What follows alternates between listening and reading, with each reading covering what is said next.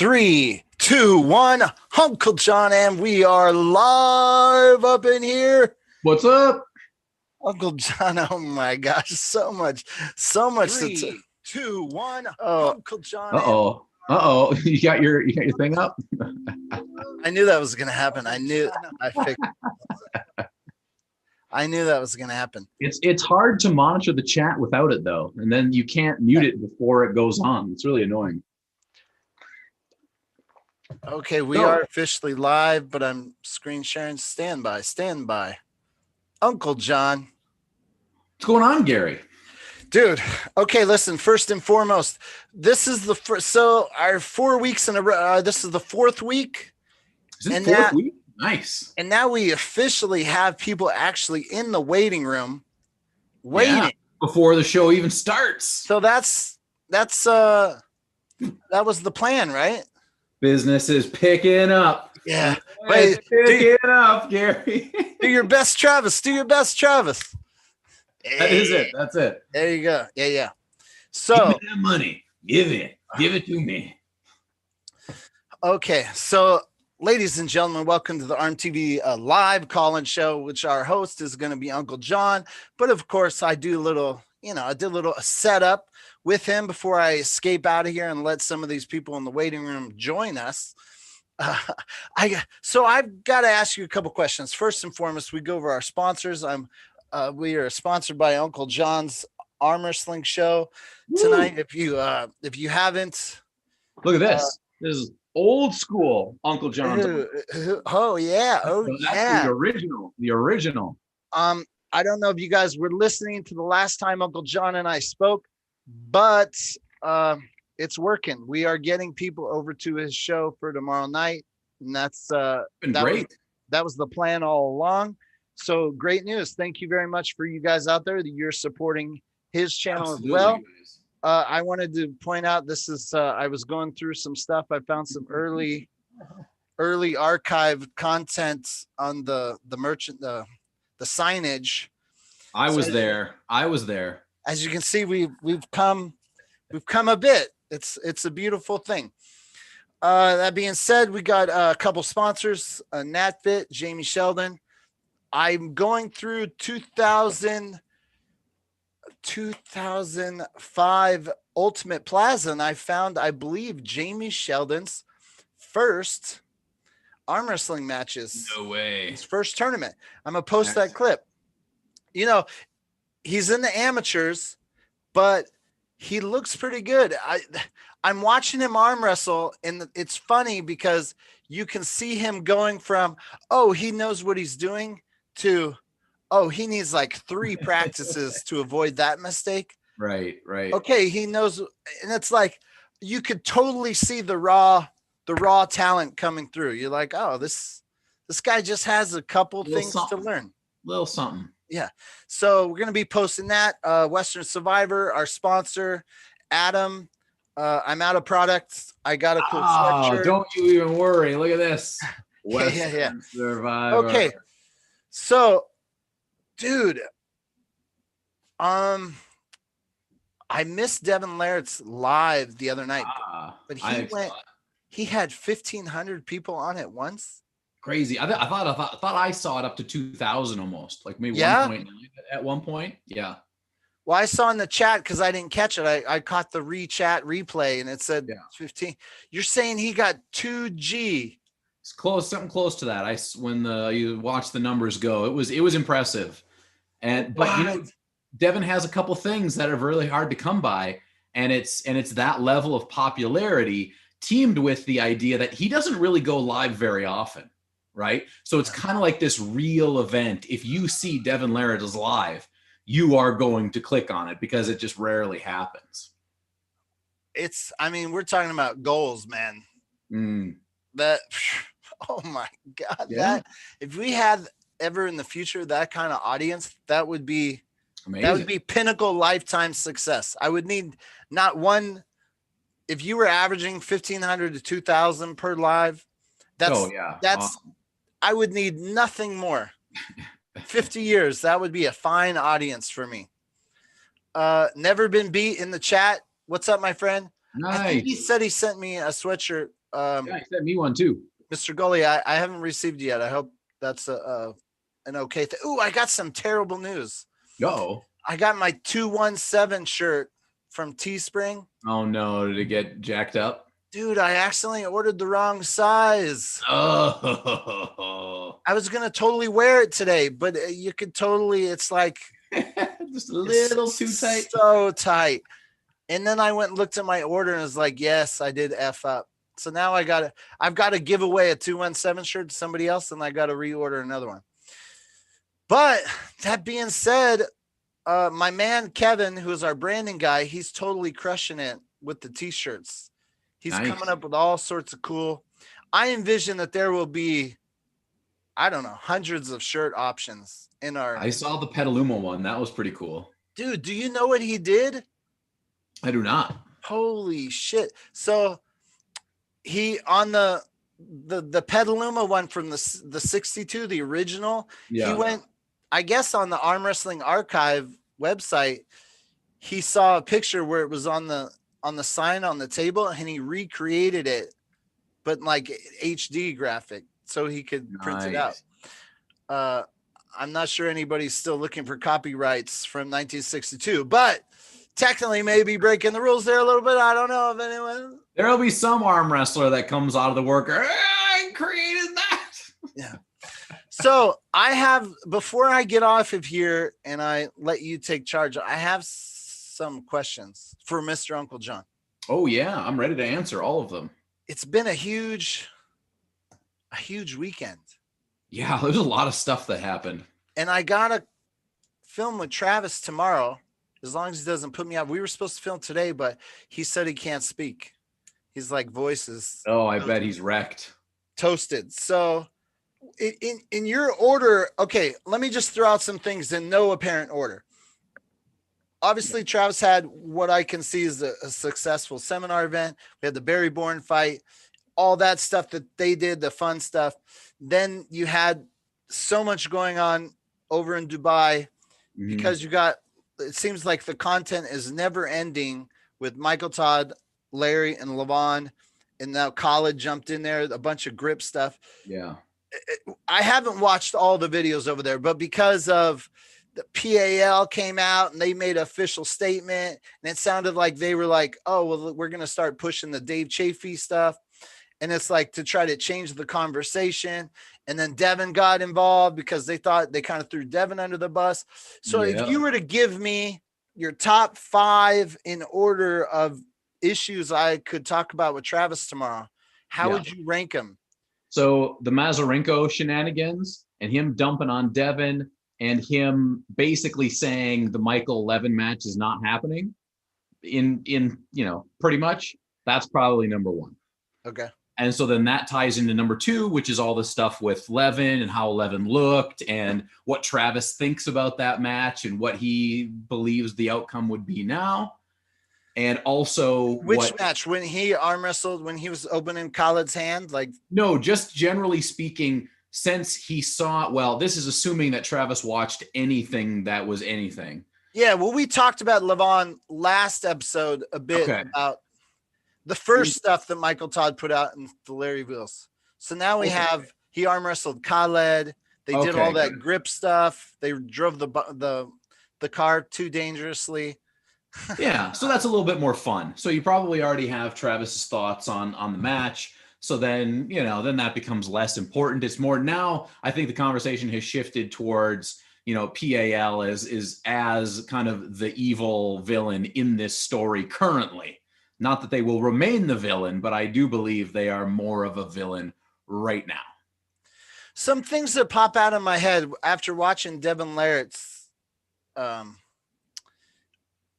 video is the the best in the world timeline. Like if you go way back to when I was in my day, you could timeline who was the best in the world for that kind of like time period. Yeah. And then Devin talked about him taking over in kind of like 2008 to 2012. Then he talked about Pushkar and Dennis. But then he said Dennis got sick and Pushkar passed away in the same time. Yeah. And from then on, it's been kind of jacked up to who is the main man, and it's put this weird, we're not officially, it's a mess in the know. And I'm like, that is so crazy. Yeah, I couldn't agree more. It's a combination of those two, the pushcart tragedy, Dennis getting sick, and then entering into COVID, which has basically put an end to all international competition. And those things all together have really just, and since we're gonna require change, and because change is difficult, we're likely gonna see these dramatic blowouts pretty consistently until things start to clear up and then people can actually start arm wrestling again. It's crazy. It means there is so much to talk about tonight. Ladies and gentlemen, if you come on the show, please, you have to have your video on. Make sure you've checked your audio, contribute to the conversation. These are lifetime archives. 50 years from now, your grandchildren will be able to look up these conversations. And then we'll find out just how effed up finding out who the best in the world was the beginning of 2021. Somebody 20 years from now is going to do research on the most popular sport in the world, which at that time will be arm wrestling. And they'll want to know how arm wrestling became so popular in the early, 2020, 2021, 2022. This is what they're going to be watching. I'm excited to see Ryan Espy is in the waiting room. So as soon as we'll pop him in. We'll say hello in just a second, and then I will cut out of here to have some family time. But again, ladies and gentlemen, if you are in the super chat, all super chats this evening go to my man, Uncle John. This is kind of like he's working for tips. So help the man out. Tip the man. Tip the man. Tip number one already. Mike's Madness with $1.99. All to 70% to Mr. Super John. Okay, one more thing before I go. We're hosting an event with Travis Bajent. We're running the ROTN format, March 27th, 28th, that weekend down in Waxahachie. I've gotten a couple questions from people. Yep. Basically, like, I won't name the name, but somebody who thinks he could go to Waxahachie and go undefeated. He's like, no one will slow me down. I am that good. And he goes, what happens if Team Texas, if the most match wins like first place, what happens if Team Texas begins to like start losing matches to make me lose? And I'm like, no, bro. No, listen, there will be no shenanigans. What I've come down to is I think it'll probably be a time cap. I like if there's 20 guys in the class, and about a 45-minute time cap to find your top four, and then 15-minute time cap to find 1 through 4. That way, if I just have my final four and all wins wipe clean and we start over, you can't, if you throw matches, you're going to lose. So that's my thoughts. You're going to want to be in the money at that time. So if you can come over to Texas, please do. That being said, did you see some of the drama that happened last night with me on Facebook? No, I don't think I did. So we were 5 minutes from going live at the Barry Bourne fight. Yeah. And let's bring in Ryan Espy just to say hi to him while I tell this story. We were 5 minutes from going live, and I was talking to Jimmy G. Yeah. And Jimmy G said, "Oh, Barry Bourne is taking this fight seriously. I need to go call Dave Morocco and let him know." And I said, so we were off camera. We were not live. And I said, "Oh, you need to, you can't do that. No, don't call Dave Morocco. If Dave Morocco doesn't know that this fight is serious, then he's stupid." And that conversation, I didn't know we were being recorded because that was not live. But that conversation got posted to Facebook. Oh, no. And hey, Ryan Espy, welcome to the show, man. Thanks, man. Can you guys hear me okay? Yeah, we can hear you. Buddy. So anyways, that conversation got posted, and Dave Morocco was like, "What the F, Gary? Like, what?" And it's like, listen, man, this is not, please don't take this as any disrespect to Dave Morocco. It doesn't matter who it is. I want some hardcore fighting. I didn't want any patty caking. Like, so just. So you didn't get anything that you wanted is basically what you're saying. Well, now I'm shooting myself to think, how could I ever even thought that Barry Bourne could actually fight? Because I thought, here's the thing. I thought Dave Morocco's probably hit harder, but he'll fade quicker. So if Dave Morocco doesn't take it seriously, then advantage one to a weaker Barry Bourne would be round one. So I was like, oh, if Dave Morocco's goofing around round one, that'd make it perfect.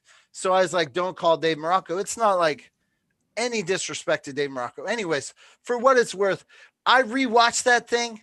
I now officially know that I don't know if I beat Barry Bourne, but I tell you, you put me in the ring with Barry Bourne, I'll give you a better fight than he gave. I tell you that. I will make it more entertaining than Barry Bourne looking like Fred Flintstone out there. Like, oh my God. It was the arc of that overhand right, that first overhand right he threw was just like. Or I'm going to recreate. This is real live, real intensity. Barry Bourne, I think it was round 2.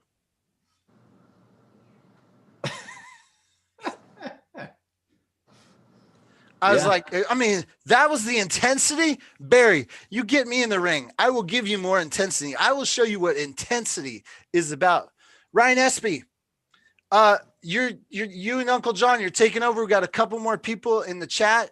Uncle John is the host tonight. I am so excited. I want to talk to you, but at the same time, I told my wife I'd get to her, and I can't wait to come back and listen to what you guys have to say, because here's what's going to happen. I'm going to rewatch this, and I'm going to look for all the good morsels so I could bring it up on the show with Travis tomorrow. That's what kind of cheater I am. I need to talk some shit about Travis and really make it interesting for you. Yeah, you talk all sorts of shit. Okay, you're in charge, Uncle John. I can't wait to listen to it. Peace out, guys. All right, Gary. I don't think I can get your camera off anymore because I'm not the host. I'm only the co-host. But that, I guess, is what it is. All right. So before we get into this, Ryan, I gotta mention a few super chats. Thank you guys so much for the super chats. We got Evan Keller with 99 cents. We got Random Admin, $2 for a future of crab-armed people. Oh, can we only dream of such a glorious future? HD Cloud for $5 says, Uncle John, ask Gary if he's still got some of those dance moves in the bag, and would he throw down some for us tonight? Oh, he took his headphones off too early. I think we'll have to get him when he comes back on. When he comes back on, we'll see what we can do. Stacy Morgan with $5. Thank you very much, Stacy. Do it, he says.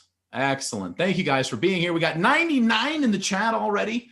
And Mr. Ryan Espy. Oh my God, this is going to annoy me so bad if I can't get rid of Gary's. I'm going to stop Gary's video. Yeah, I was just sitting there, empty chair. It's not whatever. There we go. Got it. So, Mr. Espy, man, it's been a while since we've chatted. I feel like we've both been so busy.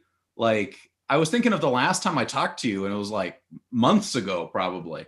I think it was when we attempted to do the workout, the live workout. And we were both in like our early phases of trying to figure out live streaming, and it was just such a mess. we both had the Be Live app, and I think we both abandoned it since then. We did chat for a little bit on New Year's Eve, and this was unexpected. I saw this pop up tonight, and so you guys were doing a call-in show. I'm even kind of going old school here. I got my old Arm Crossfire T-shirt. Ooh, that's like worth something in the arm wrestling community. That must be worth something. It was up there for sale for a while on the Ready Go Garb site, and then they had the falling out, and that was the end of that. That was the whole process. Yep. Yeah. So what is happening? How much do you want to talk about that fight? Very little. I mean, I think we know the basic steps of it, right? And here's my question, okay? I can't believe nobody has asked this yet. Why was Dave Morocco wearing headgear and Barry Bourne was not? So it is my understanding, having been watching the whole setup of the thing, because I was on with Gary on Zoom, and we had Jimmy G, and we had another guy, and they both had cameras. And this was before we were live on YouTube. And they were like walking all around, and I didn't even see Dave until like 2 minutes before the fight because nobody could find him. And Barry is in this other room, and he's doing cartwheels and dancing and like all sorts of crazy stuff. And then it was like Travis calls Gary, and he's like, we're going right now. Be ready in 2 minutes. And then there we were. And then they fought. So we didn't really know much. It was told to me that Barry refused to wear headgear, which doesn't surprise me in the least. Well, that's wise. He also refused to box. Well, that's true too. I don't think the guy went from talking so much trash. I don't even think he knew how to throw a jab. Like that was, it was entertaining. I'll leave it at that. It was, realistically, I mean, when you're thinking from the perspective that neither of these guys got seriously hurt, they both got a little bit of a workout. It's really probably the best we could have hoped for. Nobody had a heart attack. Nobody fell and broke a hip or anything. Man, I mean, anybody that can move at all would have won that fight just on exhaustion of the other guy. Well, in round 3, when Barry started to turn and run, that's when I knew things were going downhill real quick. Yeah. Well, and I don't 45, think there's 45 been second rounds, brother. There's been some argument that like the rounds needed to be longer or we needed more of them. I don't think 100 rounds would have gotten us one decent round. I think what we saw was as good as it was going to get. The quality was going nowhere but down, but I appreciate the effort that they put into it. Yeah. And I believe that Morocco was trying to finish that fight in round 3. Yeah, I think he was definitely coming forward. I mean, that was the best looking round for him. I mean, I don't know anything about fighting really, but it was just kind of like, well, okay, got a little excitement, got a little something. Yeah, I think Jimmy said it best when he said, if you're expecting a real skilled boxing match, you're going to be disappointed. Yeah. If you're just taking it for what it's worth and you want to be entertained, it was all right. Yeah. You really have to go into these things. And it wouldn't surprise me if we see more of this type of thing, just because everyone is so bored right now because it does get us talking about something at the very least. So it wouldn't surprise me to see some more of these. I think, the initial match I saw right away was Evan Burgoyne versus Tom Nelson. I think that could be very interesting. I would absolutely see that for sure. Yeah. And then you got Michael Todd sitting over there in Dubai living his best life. Like that's living the dream. That's amazing. It's amazing. Let's before we get into Levan, we're going to bring somebody else into the talk here. Also, Joe Woodland, $5 super chat, says Uncle John versus Ryan, left hand. No, it happened. It did happen. It did happen once. It did happen. And it probably is not going to happen anytime soon. You're down in like the 176 class now or something, aren't you? Well, that's where we're heading. 214 today. And we'll see. 198 first. We'll see how that goes. All right. So thanks for that question. Let's bring in, we got someone else here. This is one of the top left hands in North America. I forget what the weight class is, probably 86, 98. Jason Merlot is in the house. Let him get his. You just want to unmute yourself there, Jason? Let's see. I'll ask you to unmute. There you go. What's up, guys? How are you? Jason, how are you? All right. How are you guys? Hey, Jason. Wow. What's up, Brian? What's new with you, buddy? Nothing much. I mean, just regular training. Keeping at it, pretty much it.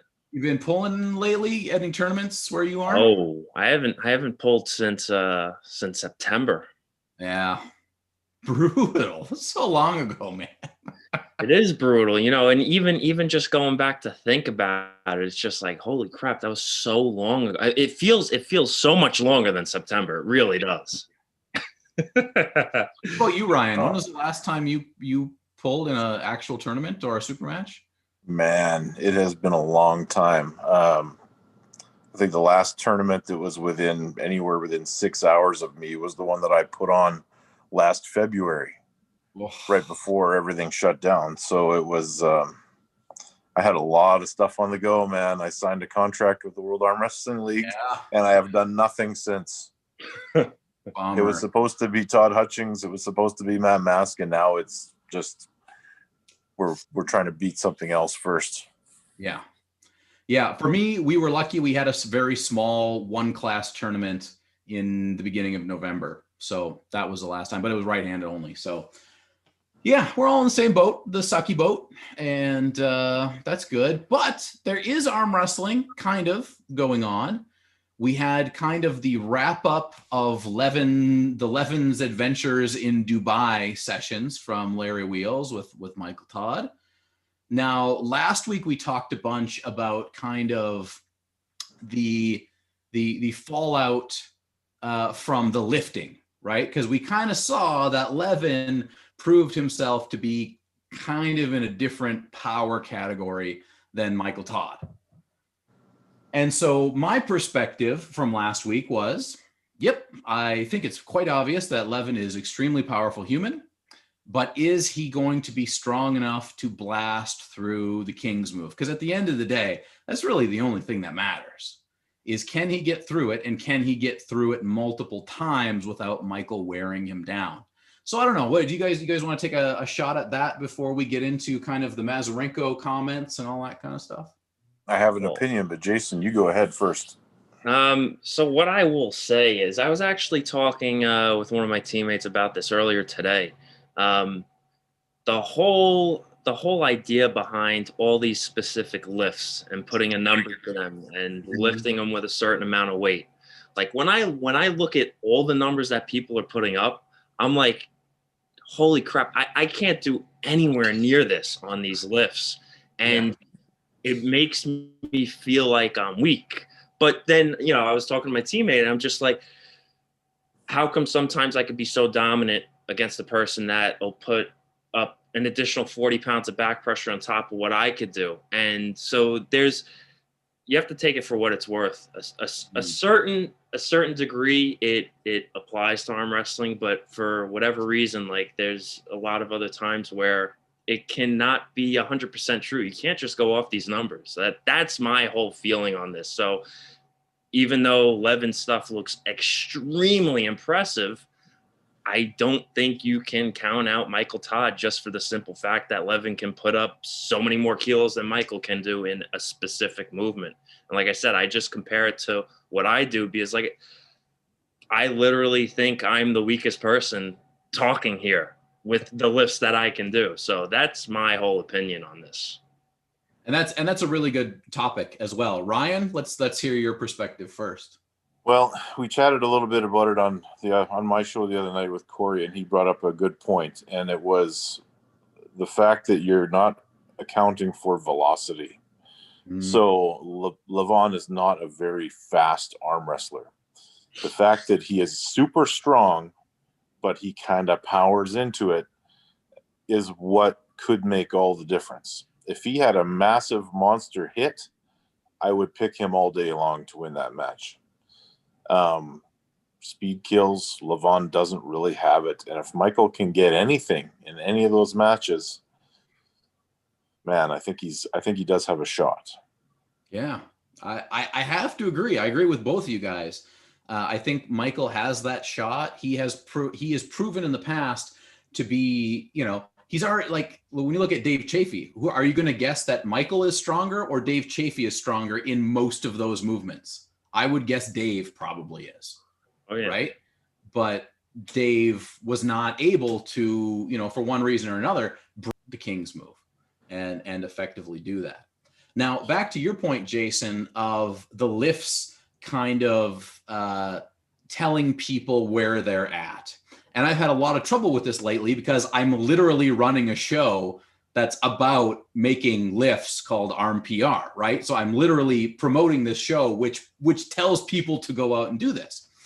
Now, and I've thought about this a lot, but I completely agree with you that these lifts by themselves do not tell you, they tell you something, but they don't tell you enough and you don't know. It's like, let's plug this into an equation, but you don't know where it goes in the equation, right? So I can do this much back pressure, but can you do that if your hand is compromised in this position?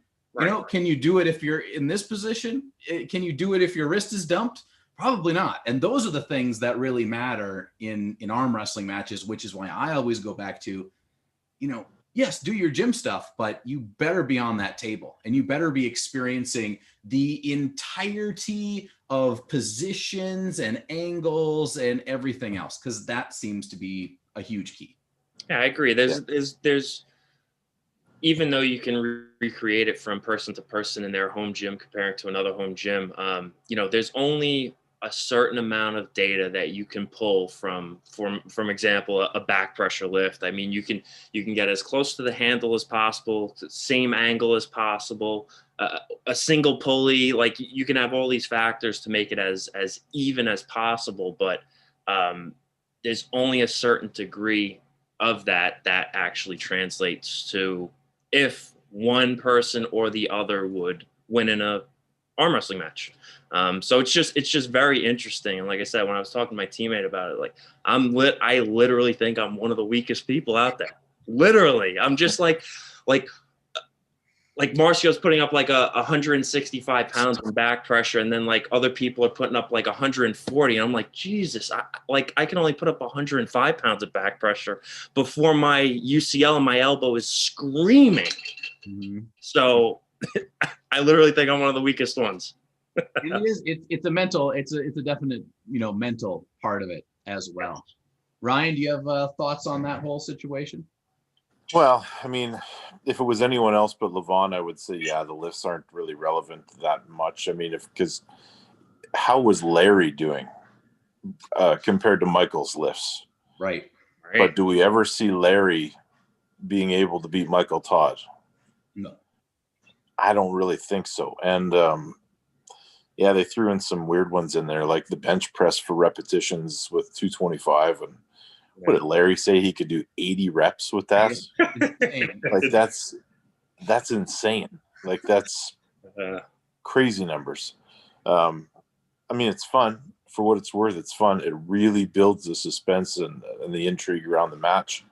A lot of people saw it and just thought, okay, Levan is number one. Like, there's no doubt in anyone's mind. But I mean, you can't count out Michael. You just can't. Right. And then there's a lot of people in North America that give Chafee still a really good shot at beating Levan, but forget what happened when Chafee arm wrestled Michael. Right. Yeah. Like, I don't know. It's everything that happens from now until the match does happen is just going to build the intrigue around it. And then we might see a one-sided, you know, demolishing of one of the guys.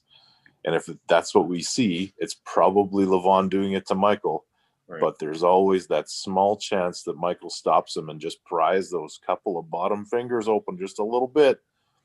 And all of a sudden, Levan's playing the endurance game. And I think Michael wins that all day long. So this kind of brings us into the next phase of the discussion, which is going to be, is the match ever going to happen? But before we get into that, Mike's Madness with another $1.99 super chat. Thank you guys for the super chats. Much appreciated. He says, Travis is Michael Todd's daddy. You believe it? Oh my, well, who would say such a thing? My God. Let's go here. We got Till Bronze has been waiting. The Barbarian. Bring Mr. Bronze in here. See if we can get him in. There he is. Look at this guy. Oh, man. I love it. That audio connected. So the question, while Till's getting his audio in, the question that we need to address now is, looks like you're in there, Till. Just unmute yourself. There he is. So unmute yourself, Till. You're muted right now. I'll ask you to unmute. Unmute. There it is. Till, how are you? No good. Can you hear us, Till? I don't think he can hear us. Why you no do like you do Evan to me? No do like you do Evan to me. Yeah, great. So Till, do you think it's fair that Igor Mazarenko? You hear me now? Huh? You hear me? I can hear you. Can you hear me? Yes. All right. So what do you think? Is Igor capable, or is it okay for Igor Mazarenko to put the brakes on this whole Levan Michael thing?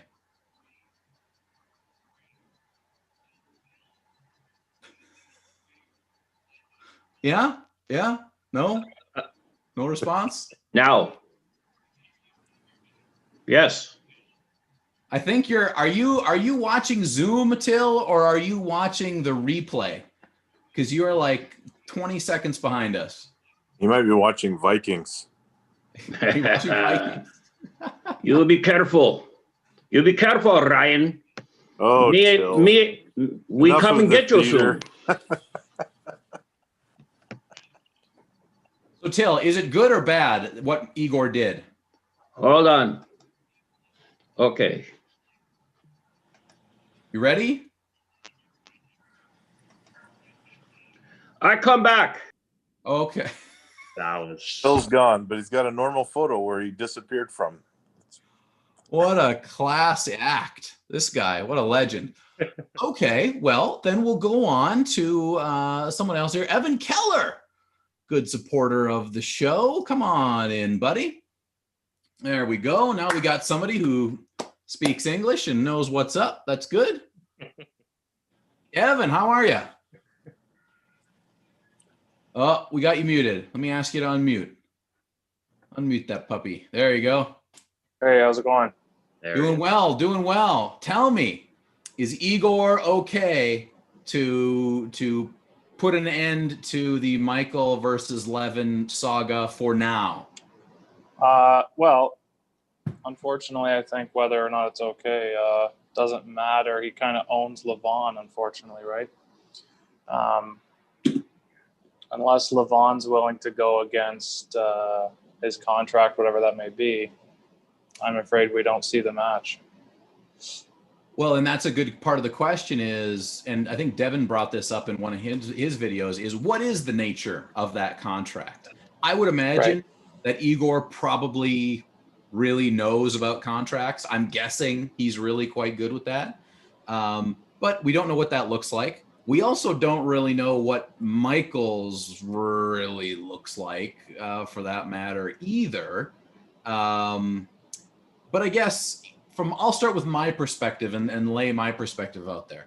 I think in general, Igor has full rights to do what he wants if he has the right contracts with his pullers, right? If he's looking out for the best interest of PAL, not the arm wrestling community, but PAL, that match, he should want that match to happen at top 8 at the biggest event. But unfortunately, that means it is almost 0% chance of that actually happening this year. I think there's like 2% chance that the top 8 happens this year in general. And then to get through the contracts on top of that, I think is even more unlikely. And then we have to have Michael actually win top 8 to get to Levan at the very end. So it's like these steps that are very, very unlikely. Ryan, you have a lot of experience with a lot of big leagues and contracts and all that. Do you have a opinion on what this whole thing has been happening with? Yeah, I honestly don't think Igor wants the match to happen, and I don't know what the reason for that is, because I do believe that Michael has the flexibility to make it happen in his contract. It would need to happen in the PAL, but what I truly believe is that there's enough fear there on the side of the PAL that they don't want Michael to come in there. And they put so many obstacles in the way of it actually happening. Like, Michael doesn't need to just go in there and have the match as an exhibition. They want him to come in and jump through all these hoops and do all these things. Why did they let Devin Larratt just waltz in there with a left-handed match to pull Dennis, but they won't do that same kind of idea with Michael? It doesn't make any sense to me, and as a fan, it kind of pisses me off a little bit. But that's the thing that I think is going to prevent this from ever happening. I think Igor just doesn't want to see it go down at all. Yeah, that's very, very possible. In the chat, we do have some good questions coming in. We'll try to get to some of those, guys. Also, super chats, much appreciated. Thank you for being here in the chat. We're at 110 people. Amazing stuff. Jason, Igor says, not only did Igor say Michael's got to jump through all these hoops, but he also kind of said, and Devin Larratt's a bum. He kind of also said that. Devin got pissed about that. What's your take? What's your take on that whole situation? I mean, it's very hard for us to make a to give judgment to that, because who knows what actually happened behind the scenes. But Igor was saying something like that. It took years for the whole Devin thing, that match, to happen. I don't know. It could all be just smoke and mirrors for whatever reason. Devin refutes that claim. Correct. Right. I saw that he said that. So yeah, I really don't know. I thought before the whole Igor video came out, I actually thought Igor was one that had wanted this match to happen. I thought he was really going to take the side of, like, he's PAL. He wants to show that the PAL is number one, and he would want to push to make this match happen at any cost. But a complete opposite turn of events had happened, and yeah, I'm very surprised. I have no idea unless Igor does not have control of Levan as much as we think he does, and he's just doing this to paint a picture to try and hold back Levan, because he doesn't really have the reins. That's possible too, right? You know, we don't know exactly what that relationship is. And we don't really know what Levan's thoughts are either. You know, maybe it's Levan. It could be that Levan is the one that's like, no, this needs to be bigger. This needs to be better. I have no idea if that's true or not. But there are a lot of levels to it. But I think on the bottom end of it, where is us. And I think you brought up a good point about, because I was confused too, because I was kind of like, well, PAL, they're kind of setting themselves up to be like the people's arm wrestling, like we are with the pullers, right? Right. And then they're like, well, but not on this one, not on this one. Right. I feel like they missed a huge opportunity to really be like, we listened, we know what you guys want, we pay attention to you guys, and we know you want this, and we're gonna give it to you. And that could have scored them just a huge, and it still could. If Igor was like, you know what, I got to change my mind on that. I think that's highly unlikely, but I think that would be gangbusters for the PAL as far as acquiring, you know, a little bit of faith, a little bit of good spirits from the people. Now I have a question for you guys. Do you think behind the scenes, Michael, Todd, and Levan gripped up? Evan Keller, start with you. What do you think? They touched hands? I think not yet, but I sure know it would be tempting while they were there. So I think Levan is still there, if I'm not mistaken. So I think before he leaves, maybe, but I certainly don't think in any sort of competitive sense. Mm-hmm. I think there's no way they would do a best of three even, and be able to just keep that to themselves. You know what I mean? Like, as tempting as that would be, I don't see it being the case. Ryan, what do you think? No, not in any meaningful way. And I've had a couple of conversations behind the scenes. I don't think they want to do anything that would, you know, potentially spoil the match down the road. And here's one for you, and we should put this out there to the world. Mm-hmm. Igor Mazurenko fears Michael Todd. Oh, jeez. This could be it. That could be part of it. You know, that there's lots of weird things. There's lots of weird things that go on. Here's a kind of adjacent question to this whole thing. Brad's Lawns, $4.99 super chat, says, do you think Monster Michael Todd and Devin got a phone call from the WAL after their garage match at Juji's a while back? Like, WTF? What are you guys doing? So do you think that WAL was upset about that garage match at all? Or do you think they saw it for the advertising that it was? You want my answer PR on this? for them. Everybody can chime in a little bit here. I think yes. I think probably yes. I'm speculating, of course. I have not had any conversation that would indicate this, but I do know how adamant they are with Jeff Frank when they're talking about WAL guys facing off right-handed against each other outside of the WAL. They don't want it to happen. Right. So there you go. There you go. Do you guys have any differing opinions, Jason or I mean, so there's a few things here. One, the whole contract talk. Ryan Bowen actually posted a video recently about his opinion on there possibly being a shift to the no contracts or eventually coming down to that. That's what he would like to see because of matches that are being held back, like the Michael and Levan thing. So that's one thing. And then the other thing is whether these guys got feedback from WAL. I don't know. Like we were saying here, it could be a lot of PR, from all the views that they got. I mean, that's a huge thing right there. Mm-hmm. It just spread like wildfire across the internet. I mean, everywhere. And then the other thing is how much more can they expand off of that? I mean, it created so much more anticipation for that match to actually happen. And then another question that I would bring up is, sports are trying to pick up here and there, and they are putting the parts and pieces together. I'm surprised WAL hasn't been able to do so. I can give you a little bit of inside info that they actually tried. They tried to do something similar. There was some talk that they were going to try to do kind of a bubble and take the place of some other sports that weren't happening, but then those sports kind of did fire up, and that went to the wayside.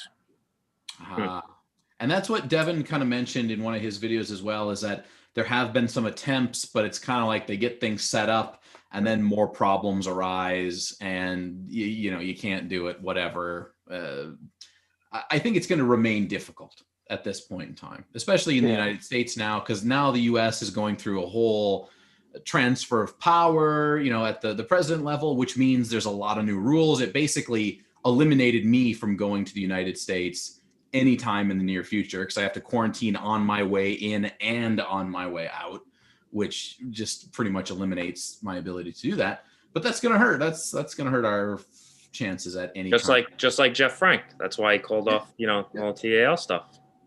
Same exact thing. Exactly.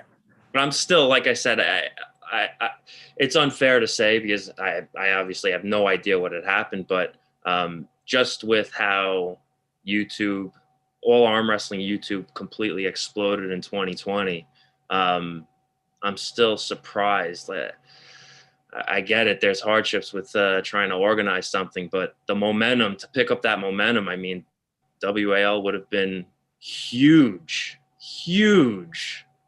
if they actually put it to, I mean, huge. I think it would have been massive. So I'm just very surprised that they did not figure out a way to put it together. Yeah. Go ahead, John. No, go ahead. As you were saying earlier, I think they had a small window where they could have maybe been a placeholder for other sports that were on the back burner, which would have absolutely blown it up. But unfortunately, that ship has sailed, I think. On the earlier question, I think that WTF call went out to both those guys probably in the first 24 hours. But then 7 days after, I bet a big thank you call went to both those guys. You're like, oh, yeah, by the way, you just made it relevant again. Yeah. I have a question for Ryan. You touched on some PAL, Michael Todd headbutting maybe. I wonder, is the asking him to go all the way through the top 8 sort of a test of how bad do you want it? Because I think if Michael Todd comes in and wins, PAL feels like, oh man, our guy looks silly. But if he goes in and loses partway through the top 8, they can go, look, he never even deserved that match.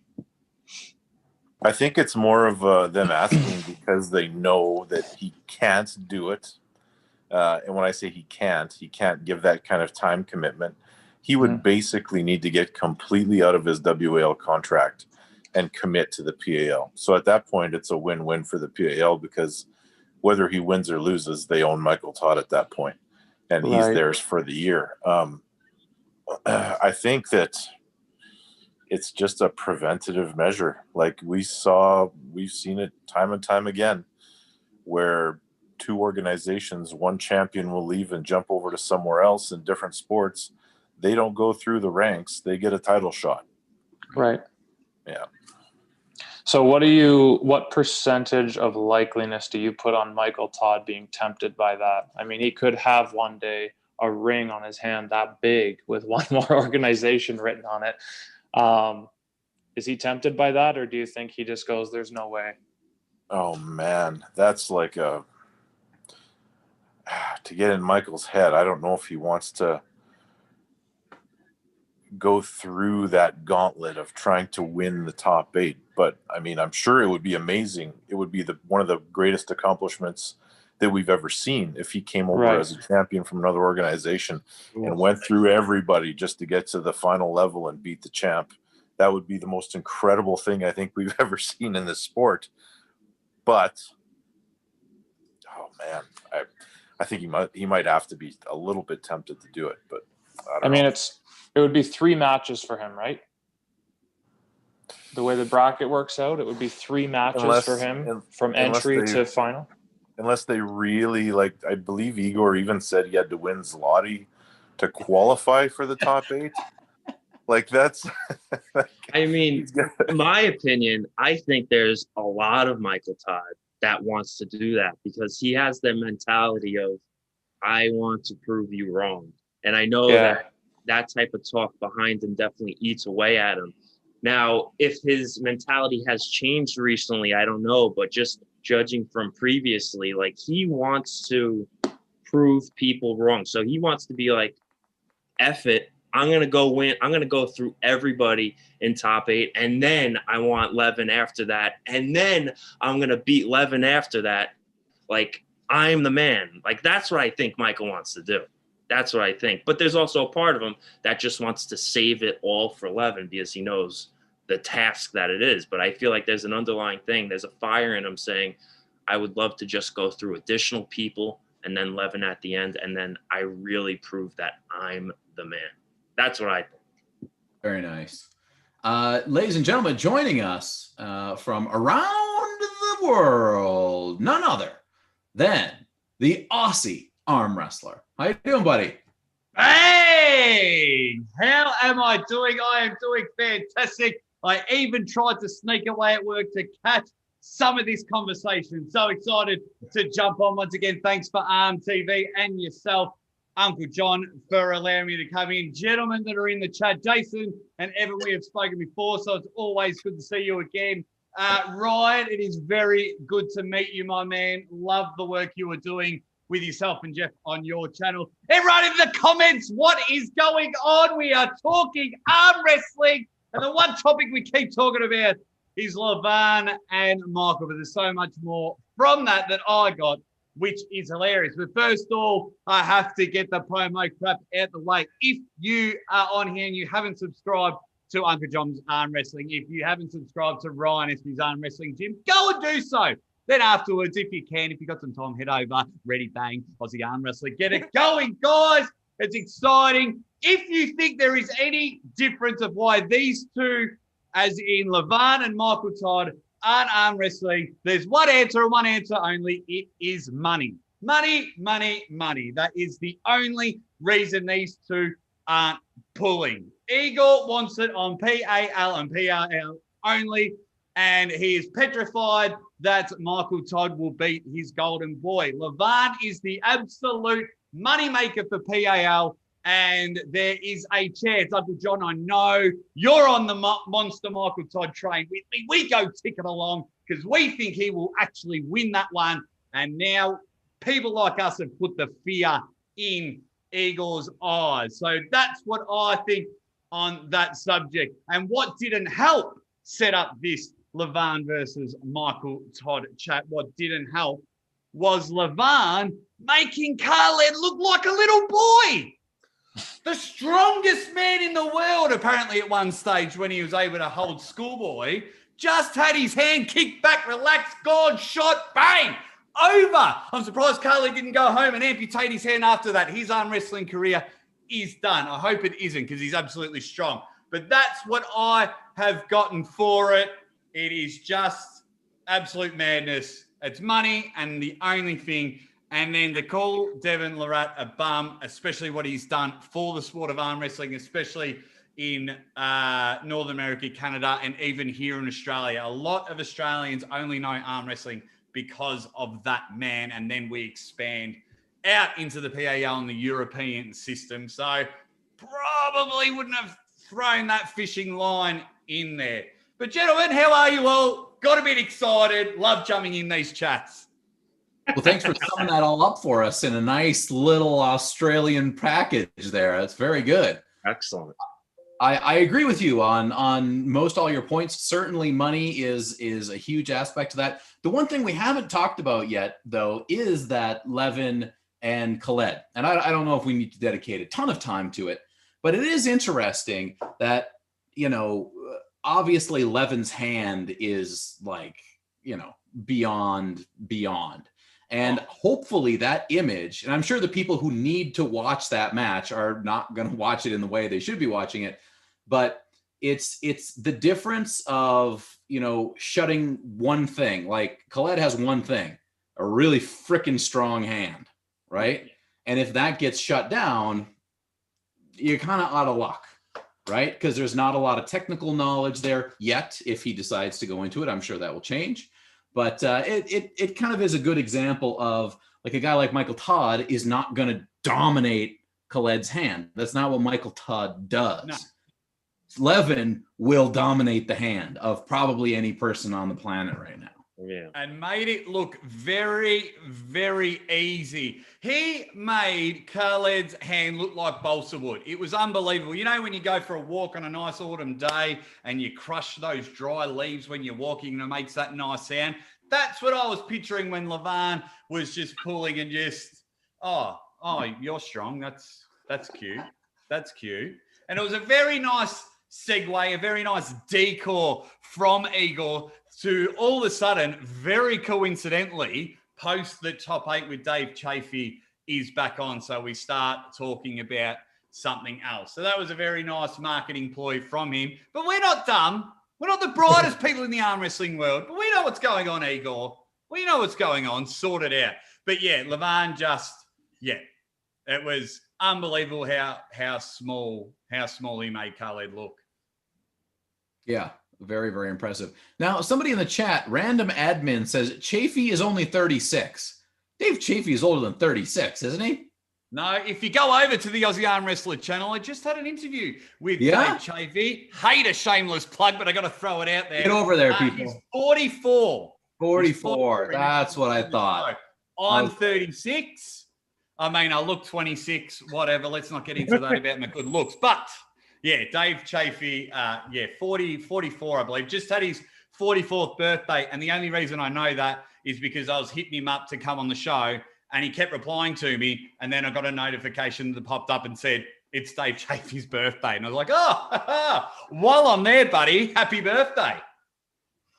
All right. So at the end of the day, there's a lot of drama with all of this Levan and Michael talk. We'll see what happens. I give it about a 1% chance of happening this year. I give it a 2% chance of happening within the next 2 years. So maybe you're saying there's a chance? That's right. That's probably the most highest chance of it happening. It won't happen. Unless there's a huge monetary infusion from somewhere, somehow, and the wheels are greased enough to make it happen. I'm sure there is enough money out there. It's just, can it be funneled into the arm wrestling system? I don't know if that's possible. It just has to be like the world's greatest GoFundMe page. But what has to happen is some rich guy, unfortunately I didn't win the lottery last night, so it's not me. Some rich guy pays both PAL and WAL for loss of income. So it's under this guy's banner, pours it down there to PAL, WAL, then pays the two pullers to go into it. That's where all the money's got to siphon through. So if anyone knows some Arabian prince or something like that, or someone's got a super rich mum, here in Melbourne, Australia, there's not too many rich mums here, so we can't help you out. Hit us up. We need this match to happen. Absolutely. But I did hear one interesting theory on this from Ryan Bowen, and he said he thought it might be a good idea if they were to do a pay-per-view on Larry's channel with 1 million+ subs. He said if you did a $5 pay-per-view, he believes probably you could get 100,000 people. I don't know if the number's that high, but that was what his math was based on. That's a $500,000 profit with 0 sponsors. Right. If you split it 5 ways, he was saying each athlete gets 20%, Larry gets 20, and the WAL and PAL each get 20. I mean, again, the numbers might not be accurate, but could be a good little formula for both of them to profit and not have to bow to the other promotion. But I do agree that this match highly, highly unlikely to take place. Here's what I think the most important takeaway from that is, I think it's a very good point. If a channel like Larry Wheels was able to pull that off, the WAL and PAL better be scrambling. Because if the community figures out how to do this and not have to worry about WAL and PAL, like that's trouble for leagues. That is big trouble for leagues. Uncle John, I think you bring up a good point. Go ahead, Ryan. You go, Ryan. You bring up a good point about the guys doing it on their own and figuring out that they might not need the leagues. I think that's the way it's going in North America, and YouTube has become such a big thing for arm wrestlers that you might see contracts become a thing of the past, and very soon. Mm-hmm. Yeah. Absolutely. It's tricky because I think contracts are the only way for a guy like Kaplan or Mazurenko to have faith that spending all the money they do on promotion is actually going to come back to them. The fact that they lock these athletes down for a time. Mm-hmm. So that's the only thing keeping the leagues going. But at the same time, there's no leagues doing anything right now. So from the athlete standpoint, it's like, we got to get rid of the contracts and just do our own thing. But interesting. In the chat, NAS says, how do you guys not have any speculation as to whether Levan's contract will hold after it was leaked that he wasn't paid a dime during 2020? I heard a little bit about this, but I haven't seen any actual confirmation. So I don't know if this is internet scuttlebutt or if it's legit or what. So if anybody knows more about that in the chat, or any of you guys know more about that, I don't know. I mean, maybe, who knows? Like I said, maybe Levan is super pissed. Like maybe he's like, I'm tired of people not acknowledging me as the number one. I don't want to share this spot with Michael. I want to pull. And he goes to Igor, and Igor's like, no. We got to milk this thing out. Maybe Levan's pissed. Yeah, maybe he's seen another side of life too, because didn't he look like he was having a good time the whole time he was in Dubai? I mean, the guy was super endearing. He was laughing. He was having fun. I've never seen him like that. Yeah. Right. Like, well, I mean, what's to stop him at this point from, hiring a guy to film him and put his stuff on YouTube and then just go live is what he wants to do? I mean, I don't know if Levan wants to do that. Maybe he doesn't want to do that, but there's nothing stopping him from it, certainly. Well, who did that commercial for him? Didn't I saw like a commercial floating around on Facebook with Levan in a kitchen doing something. Was that with PAL, or was that just like a completely like separate company that? I'm not sure I've seen it, to tell you the truth. I'm sure that looking like Levan looks, brings commercials. Yeah, right. I don't know if it was affiliated at all with the PAL, but yeah, certainly there are lots of opportunities outside the PAL for a guy like that. Yeah, so that's crazy. Like if just random outside companies just start looking at Levan and wanting him to whatever, advertise their product, whatever it may be. I mean, that could he could just go up and away with something like that. And then he's just like, yeah, why do I need PAL? He doesn't. Levan doesn't need PAL. PAL needs Levan. Levan can just pick and choose his super matches and head off anywhere in the world. I don't know if he wants to travel that much. He seems pretty content where he is, but yeah, he doesn't need it. He doesn't need it. So as soon as he can figure that out, he could be a very rich man, Imagine this. You just start a YouTube channel and it's like the Georgian boys and you have Gennady and Levan and it just follows them around and they're just like, screw it all. We're going to go. And as soon as COVID's done, they just start traveling around and just whipping people and just going all over the place and be like, what's up? We're here. Let's pull right now. And then they just let the sponsorships and the YouTube money and all that stuff do the work. Like that would be amazing. For sure. Amazing.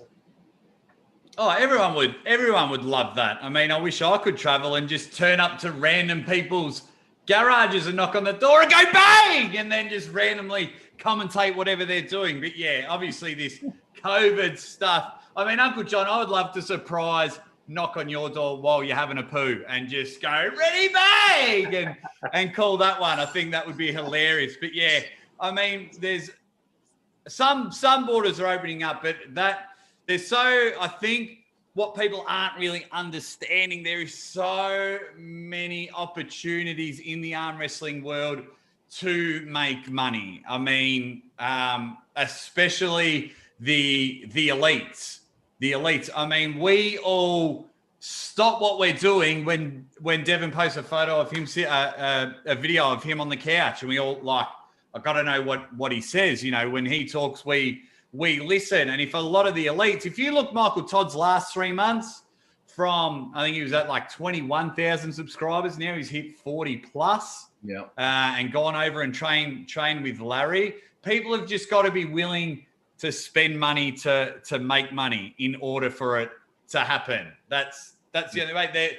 The market now, and we'll probably always be an underground sport, and people think that's what we just do at the pubs. But the opportunity is growing and growing and growing. I mean, if 1 million people have liked one channel in Arm Wrestling TV, why can't they like 1 million for Uncle John? Like the potential is out there. I'm subscribed to about 30 YouTube channels and try and watch them all. So there's plenty of potential. These elites, I've always been leaning towards Ryan Bowen's independent branding type thing. Don't be held down to a contract. You can be sponsored by people like Uncle John. You're sponsored by Pound for Pound, but you're not held down for Pound for Pound. You're on ARMTV now. So that's the beauty of it. If they can get the sponsorships, there is so much money to be made. And arm wrestling people are willing to spend it. I mean, check out all the super chats and things like that and people buying each other's merch. It's just, we're ready. We're itching. We're all like heroin addicts that just need our next hit. We need some competitions, Uncle John. Sort it out. Oh, my God. It's the fear of missing out, too. You know, everybody with the momentum, everybody wants to hop aboard. So it's the fear of missing out. But don't miss out if you go and subscribe to the Aussie Arm Wrestler, Uncle John, Ryan Espy's Arm Wrestling Gym. If you guys have got arm wrestling chats, you won't miss out then. So just do what you got to do, guys. And ARMTV. And ARMTV. Special, we got a super chat from ARMTV. He says, if I have it my way, I'll give away big money for content, but no contracts. If I can be competitive regarding prize money, then leagues would have to let up contract restrictions. Well, that's another good point. If there's something new that comes along that allows you to compete, gives you money with prizes and no contract, then that may end up being better for a lot of arm wrestlers than, you know, just getting yourself into a contract and then you can't pull, you know. So we got another person in the chat here. Just brought in Brandon Traxler. How you doing, Brandon? Oh, not too bad. Can you hear me? I can. Where are you from, brother? Mankato, Minnesota. Oh, nice. A fellow Minnesotan. Good to see you. Yeah. The NBK shirt. Appreciate that. That was very good. Very nice. Yeah, got to represent. Nice. So what brings you to the chat show here tonight? You got a question or comment about something? Well, I was just wondering, like, why does Igor feel like Michael has to jump through all these hoops? Why, if Michael's the champion in North America, why does he have to jump through the hoops? Why doesn't Levan have to jump through the hoops? Why is Levan the one that doesn't have to jump any through hoops? Okay, well, so we can clear a couple things up. So Levan has done pretty much everything he can do in the PAL, right? So he already did it. He already jumped through the hoops because he's been a PAL athlete this whole time. From Igor's perspective, Michael Todd is not a world champion. He has not done what Igor believes it takes to become a world champion, because if you're Igor and you own an organization and you claim to have the world champion, then the only way you can become a world champion is through the PAL. So Igor, based on the way the PAL is set up, is saying, well, if you haven't gone through the process to be the PAL world champion, you can't be the world champion. You can't be on the same ground because you haven't had the same accomplishments. And these are the accomplishments that matter. Now, that's from Igor's perspective. I don't happen to agree with that, but I understand why he does it, because he owns the PAL and that's his whole life. That's his business, right? And so without that, that's probably not going to work. Ryan, do you have any thoughts on that? Yeah, I think I would agree. And it's almost like the first person that says it, whether it was Igor or Kaplan, would have been the one that we kind of are talking about, right? So absolutely. Igor throws it out there. I don't think he has a tremendous amount of respect for the World Arm Wrestling League. It certainly would appear that way. And he sees it as a lesser league, and he just wants to, I don't know, maybe put roadblocks in the way, because, I mean, he can really cash in on a whole lot of matches from Michael on the way to Levan as well. But I think Igor has some contradictory statements, because he has had Michael pull Pushkar. He has had Michael pull Trubin. So to say Michael's not a world-class champion or at that level, then why would you want a schmuck pulling at your PAL events against guys like Pushkar and Trubin in the past? So I feel like that is pretty contradictory on Igor's end. Yeah, I would agree with absolutely.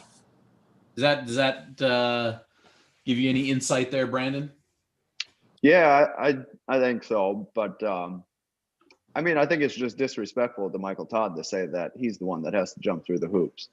I understand that Igor wants Michael to be the one to jump through the hoops. I completely understand that. And I can completely understand why he wants to protect Levan, but at the end of the day, like, to just say that Michael has to jump through hoops. And I mean, the list is ridiculous.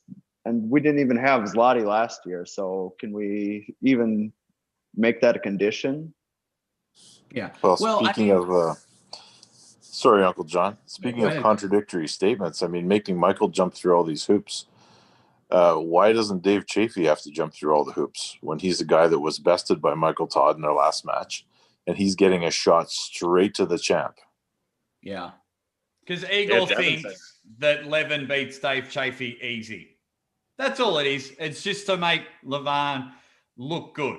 That's all it is. And Michael has to jump through all the hoops because they hope that he gets injured along the way, or he's too tired, and he'll make him slightly unrealistic. It'll just be bang, right, you're pulling Trubin now, then you're pulling this guy, then you're pulling that guy, and then if he goes and beats them all and finally gets to King Cooper at the end, he might just be too tired and things like that. So that's all it is.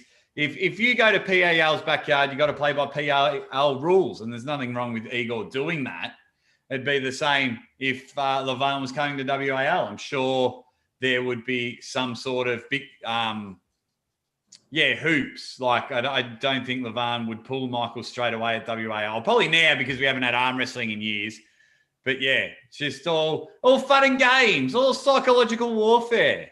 Mm-hmm. But now if Shafee beats Levan, who's actually number one, since Michael Todd has the win on Shafee last? And then on top of that, you bring in Vitali also. So I mean, that lowers the risk of Dave beating Levan really could push down Levan's stock significantly. Oh yeah. Do you want an exclusive? Yes.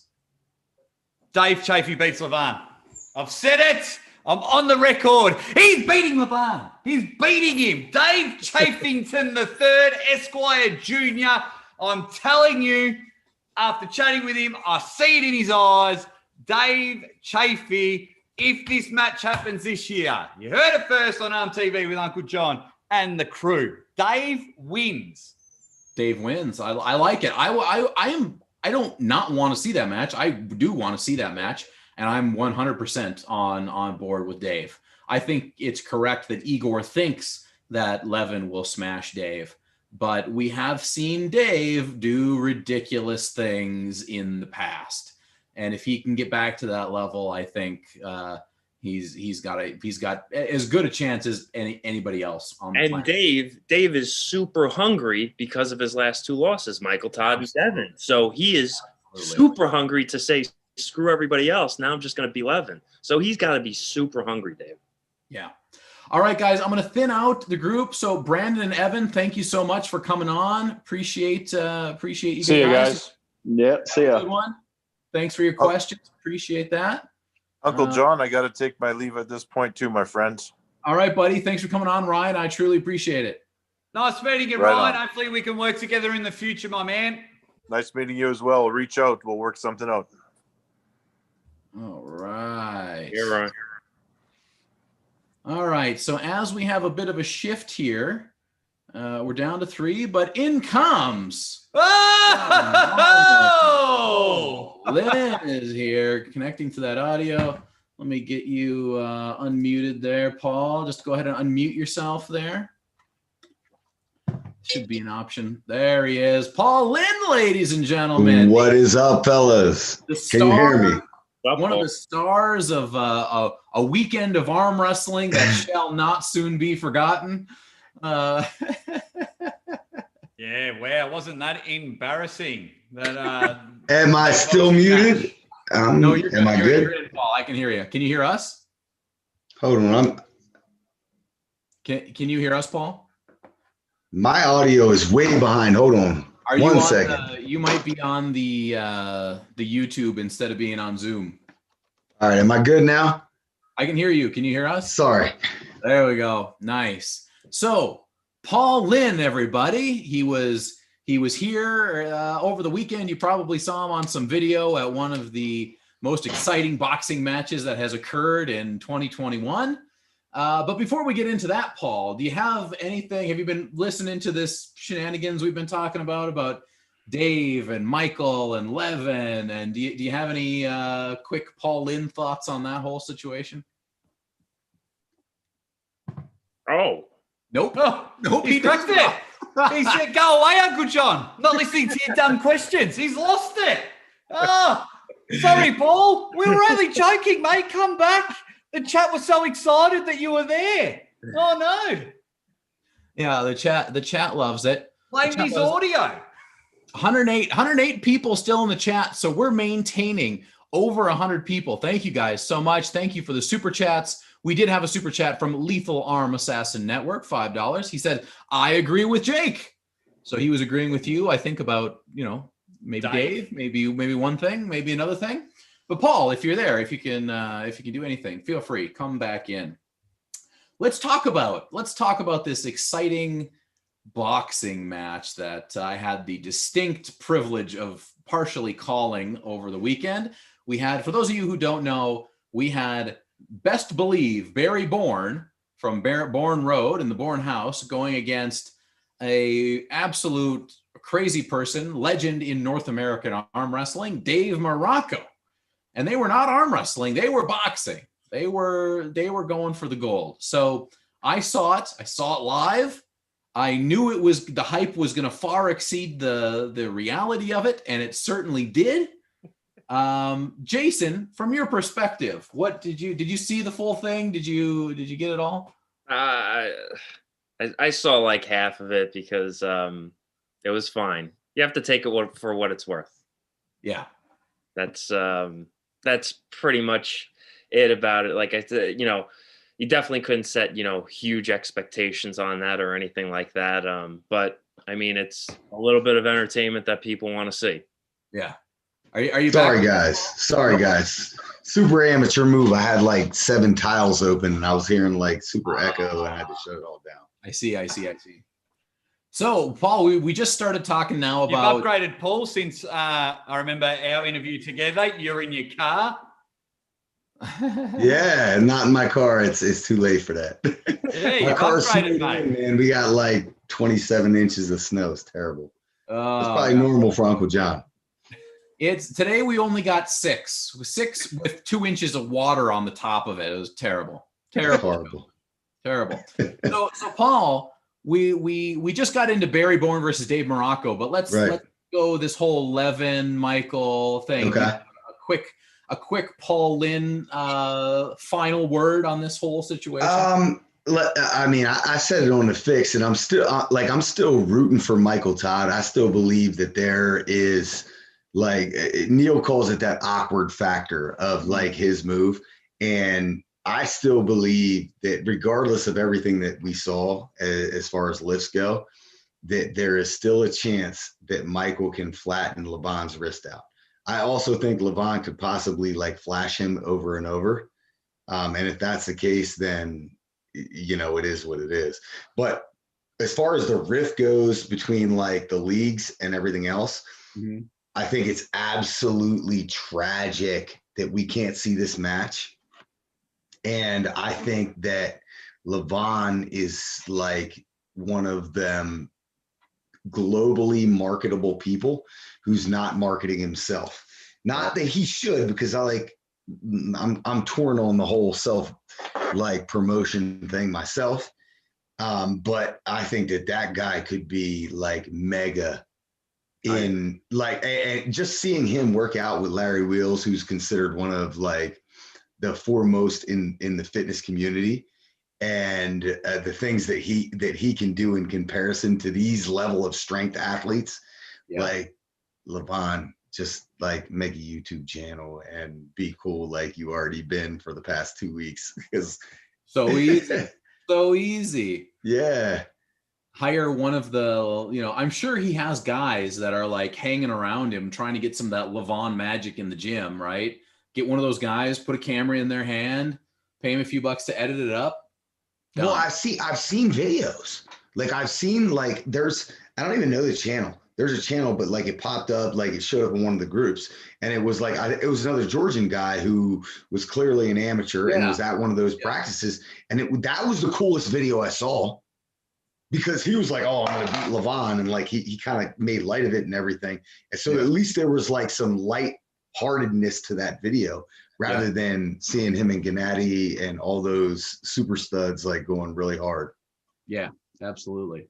So from the absolute peak of our sport to possibly the lowest bottom rung, maybe, arguably, Barry Bourne versus Dave Morocco. Now, I enjoyed the process thoroughly. The hype, really, really fun. Everything leading up to it, like even just watching with the guys with the 2 cameras, Jimmy running around and this other guy running around and not knowing where things were. I'm like, this is perfect. Barry Bourne was doing cartwheels in his warm-up room before the match. Yeah, that guy's crazy. And so you were there. You saw the match. Do you want like all of it? Do you want like all of it from start to finish and like all the nitty-gritty weirdness of everything that went down? Maybe your favorite hits, the Paul Lynn's favorite hits. There's no hits. There's no hits. Like, so I got there. Hits in the fight. No, there were. Well, I mean, there was a couple, but like they were very weird. Those 2 couldn't box eggs. It was disgusting.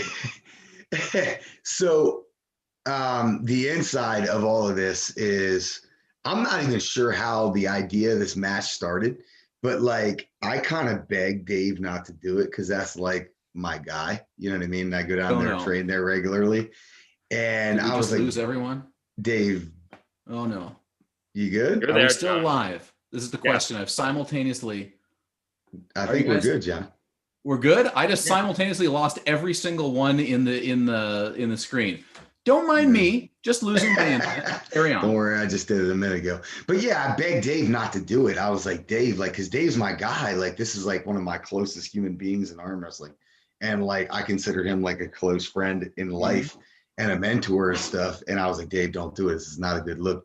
This guy, Barry Bourne, he's a weirdo. Let's just not, like, you know what I mean? All true things. Yes. But you know what? Like, my opinion may have changed after a weekend with Barry Bourne. I don't know yet. We'll get to that later. Anyhow, so I show up to this place and it's Travis's CrossFit gym, which I'm familiar with. And so like, you picture this, it is like a strip mall. Like, imagine this giant strip mall that is U-shaped, right? So at one end is Travis's CrossFit gym, which is what, like, I don't know how you would picture it. Like, if you're in a strip mall and there's like one portion is that and it goes deep back, that's Travis's like CrossFit gym. Beside that gym is like a 3 times the size of that CrossFit gym. And then all the way across on the other U-shaped like strip mall is this giant facility. And that facility has like a cage in it and like a commercial gym and like it's huge, like the size of like a Walmart. And over there is where the fight's going to happen. Well, when we get there, we go to Travis's place and he kind of like pushes us all in there and says like, all right, the Barry Bourne thing is separate. There's no cameras and nobody's allowed to be in there because there's like COVID rules. And in my head, I'm like, what are you talking about right now? And Dave is late. Of course, Morocco's late. Like, he's got a fight set up. So he's like, he's already inherently planned to be like 30 minutes late. And he decided not to bring the tables for arm wrestling later on that he was supposed to bring. But that's how Travis's and Dave's relationship is. Anyway, so Travis is freaking out because the whole timeline is messed up. So he's in like panic mode from the second I get there. So I'm on the phone with Dave and everything. Dave comes to the other side of the gym. And we're interviewing him and everything else. And he's got his boxing coach with him. And it's like, Dave is like taking it serious. And Barry Bourne's over there. Like, I don't know what he's doing. Probably meth and hitting heavy. So Dave has an actual boxing coach that he brought. Yeah, Dave boxed when he was young. But has he got a receipt for his boxing coach? Dave's like, come on, guys. Dave's like 60. Yeah, he is like 60 years old. Like he's 57. Yeah. So anyway, and then I'm starting. Now, when I get there, I'm hearing the stories of what Barry Bourne did the night before because he got there the night before. Yeah. And there's some like stories about like he has like rifles in his car and he got kicked out of a restaurant for taking a machete in. And then he actually got kicked out of his hotel for acting crazy. This happened the night before. And Dave gets there and I'm like, I don't know if this guy is like, I think we should maybe be worried about this guy. He was like, yeah, you're coming over there with me. And I said, all right, I'll come over there with you. I get over there and Travis is like, no cameras. And it's all like weird about that. Oh the whole thing. And I went and interviewed Barry Bourne before all this. I gotta get through my camera. It's good stuff though. But then I guess you guys got that terrible like feed of what actually happened. I know it was tragic, but we probably could have made it look better with like some good camera work. But yeah, absolutely. Better fighters. Those things. I think it was a good proof of concept that we could run and show a live event while Gary and I, like we had 2 guys on the ground. Gary and I were doing some commentating for the live feed. So it proved that it can work, but certainly the more, hopefully, ARMTV, all these things can get more money, better cameras, better, just systems of doing that. I think it could be really good in the future. Well, the hype was there, man. The hype was definitely there. Yeah. Yeah. Job well done on the hype. That was fantastic. It was just the same. Shame it was a wet fart for the delivery. That was the only bit. It was up and about. Even I got excited. I think it was at work at the time trying to sneak off and watch it. But then, I was just a bit like, I don't know if the rounds needed to go longer. Like those two were sucking in that much air. Like I was getting puffed out. Like they were stealing my oxygen. Like they were They were struggling. I mean, good on them for doing it. Not everyone can jump in and throw down. So I'll always give people props. For someone that boxed for a while, I will always give props to that. Because it's not easy jumping in and fighting someone, especially when you don't know.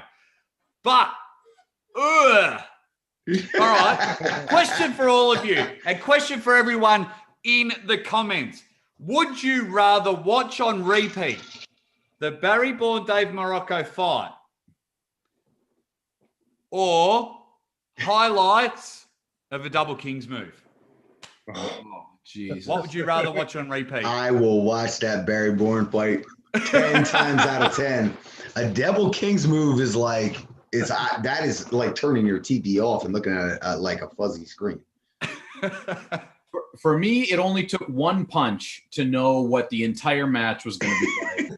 It was that first one. Barry, like Dave came out and he like pawed with a couple jabs. Barry goes down and he does, one of these things. And then he goes, and the punch comes from way downtown and is about 4 feet away from anything resembling another person in the octagon.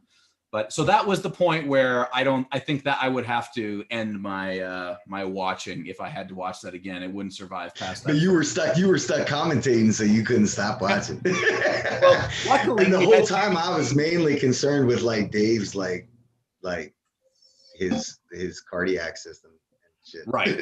Right. I'm like genuinely concerned. Now, so we kind of, we know about the match. The match was entertaining if you came at it from the right perspective and the background of the dudes. But what do you, Paul Lynn, was this your first time meeting the best believe Barry Bourne? This was. And do you have any takeaways from your weekend about who Barry is, what Barry is? No, because I didn't really dig into that too much. I kind of observed from like a third person perspective. I did arm wrestle the guy, and I will tell you this: he is not like everybody's like making a joke of this guy. Like he would do okay in amateur class for sure. Like he's not terrible. And like I posted a video, and he's arm wrestling a bunch of people who are way lighter than him and stuff like that. But he's not like super weak. He definitely is an arm wrestler. No, he's not a world champion. He's a world champion in Barryland, and he's been reigning for a long time, but he's not terrible. Like, and his form looked like he'd been around the sport. Like his form, he can go inside. Like he understood what was going on, just enough to hook. But he's not a terribly weak guy. I don't know. And he's I don't know. You know what? Maybe I've been messed up by COVID, but like this event is probably the most fun I had in arm wrestling in a year. Nice. Just because, in West Virginia, like I don't think they believe in masks or anything like that. And like the bar was totally normal and everybody was totally normal. And I was like, is this like real life? We're back to reality. We're having a good time now. And then here's Barry Bourne, who is outside around like a campfire doing karaoke, singing and dancing around in a tank top and shorts and in the dead of winter. So like, that's always fun. What a legend. So, and there was quite a few people there, right? Like I think Todd Hutchings was there. Yep. So was there an actual tournament at some point? There was. So like part of the seminar was you got this crazy long 5-hour seminar and the Barry Bourne fight. And then also you got both arms entered into an open weight single elimination tournament for like $250 an arm, both arms, if you wanted to do it. Right. And the irony of it is there was a lot of really good arm wrestlers who showed up and didn't compete. Like Paul Talbot was there.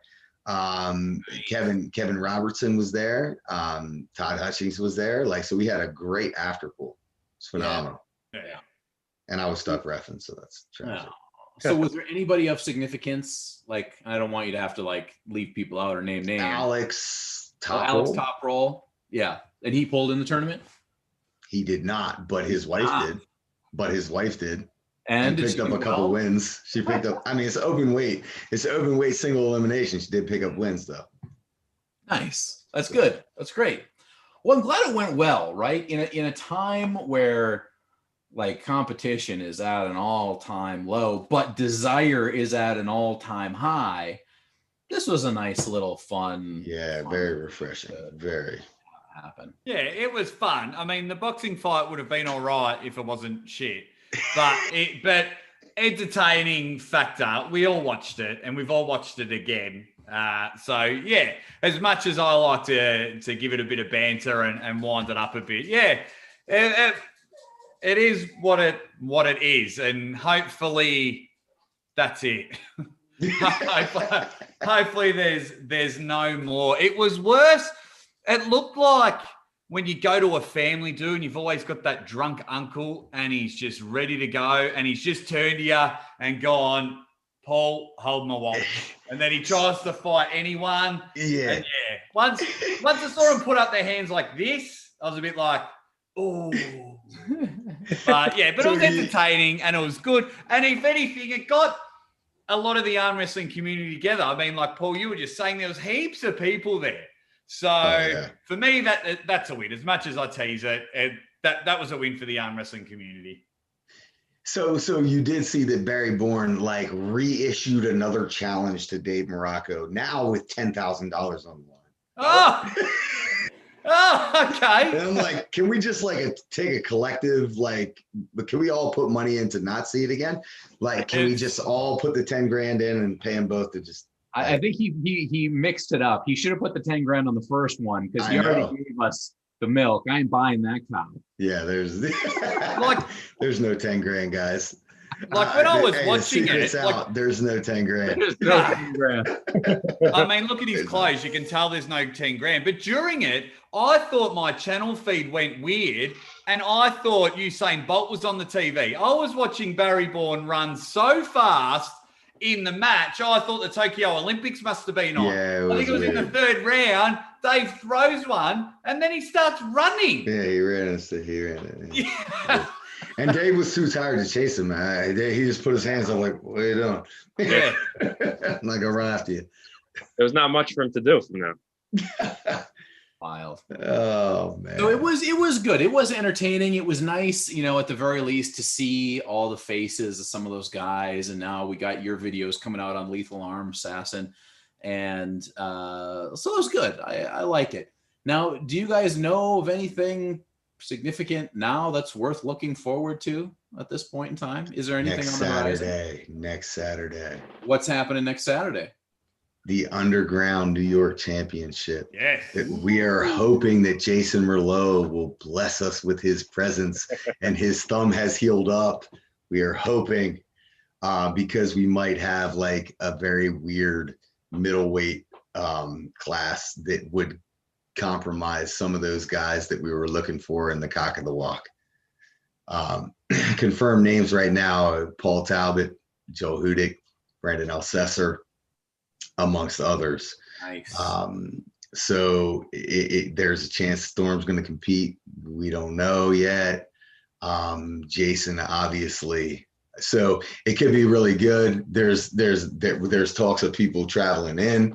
We will have to see as time goes by, but we're looking for like something really cool. And obviously we have Gary's ROTN that he is sponsoring with $650 to the overall, which is like, we're figuring out his format and how we want to make it work. But we're thinking first, second, and third go into the overall in the pro classes, and we cycle through 3 times and we count the number of wins, which is really interesting because we weren't planning on that. But we're right now we're trying to raise money to do one for the left as well. Maybe a different make left hand great again. Everyone forgets about the left hand. That's the best hand. Yeah. God, make left hand great again. The left hand's the pimp strong hand. But it's all happening in Australia. We have 2 exciting weekends coming up. February 20th in South Australia. Ryan Bowen will be over there. He's supposed to have a super match, but he has got the worst luck organising super matches because it always seems to pull out. But over there in South Australia, they've got pro classes. It's a big fitness festival going on. What was that one? Was that supposed to be him and Ben Carroll? No, that one got cancelled because Western Australia. It was supposed to be him and Brett Coots. Oh, that got cancelled too? I believe so. Oh my gosh. So Ryan will be heading over there. I will hopefully be heading over there to host the event. So that'll be fun there with the South Australian Arm Wrestling Club. And then back up north down the road from Ryan's, the Powerhouse, the Gold Coast Powerhouse Arm Wrestling Club are running a day of super matches, which I'm hoping to live stream from my channel because I will be flying up there to host the event. Powerhouse are sending me up there, which is fantastic. So we've got an exciting month. I've been trying to run super matches at my training at my club here in Melbourne. So hopefully I can put some footage up of some of the super matches that are going on each week. So yeah, a bit is slowly bubbling here in Australia. Nice. Very nice. Jimmy Gautieri is joining us here, but before we get to him, Eric Racine with a $10 super chat. He says, John, Nice. I don't want Gary to have to come down on you again because of your fundraising ability. Lack thereof. Thank you, Eric. I appreciate that. And I appreciate all the super chats that come in. I do live and die off of the super chats while I'm here on ARMTV. And thank you to ARMTV for allowing me to be here. And thanks to you guys for being here. Of course, we have Jason Merlot. We've got the Aussie Arm Wrestler. Check out the Aussie Arm Wrestler on YouTube, on Instagram, on pretty much everywhere you hear a bang. We've got Paul Lynn with the Arm Assassins Network. Very nice. Good stuff. And of course, we have the man of the hour, the man of every hour, Jimmy G. My man. What's up, boys? We were just talking about all the amazing stuff that happened over the weekend, and you were right there. I was just doing my editing on the finishing touches of my California footage, and I just had ARMTV on the side on my phone, and I heard about all the guys talking about all the fun this weekend. And I said, might as well chime in. I was kind of right there. See how I got to see a little bit of the Barry Bourne that wasn't televised. Interesting feller. I also saw that. Yes. So I'll tell you about my Barry Bourne uncut. What's your YouTube channel, Jimmy? I'll tell you about my initial meeting because me and Barry Bourne, we go way back to sort of the beginnings of his evolution to superstardom. I was meeting with Travis Badgen in a diner, a nice family diner. It was just me meeting Travis for the first time, get some pancakes and met the kids. Great family. He's got a great family and very nice, smooth, easy atmosphere. In comes the one Barry Bourne. He runs up to me. He grabs my face like I'm his brother that he hasn't seen in 50 years. And he's strong. So I couldn't exactly get out of it. And he was pulling my face closer. And I go, don't you do it. Don't you dare do it. Not here, Barry. It's too soon.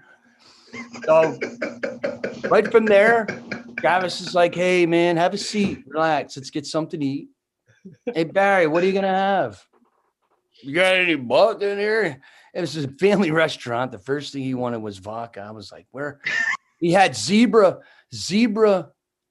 like workout pants, that Hogan style from the 80s. Ubas. Oh, he was styling and profiling. Yes. Boom. Just like that. Yeah. Oh, my God. Yeah. Know what's up. Yeah, then he's definitely the ladies' man, scooping up the ladies upon his arrival in West Virginia.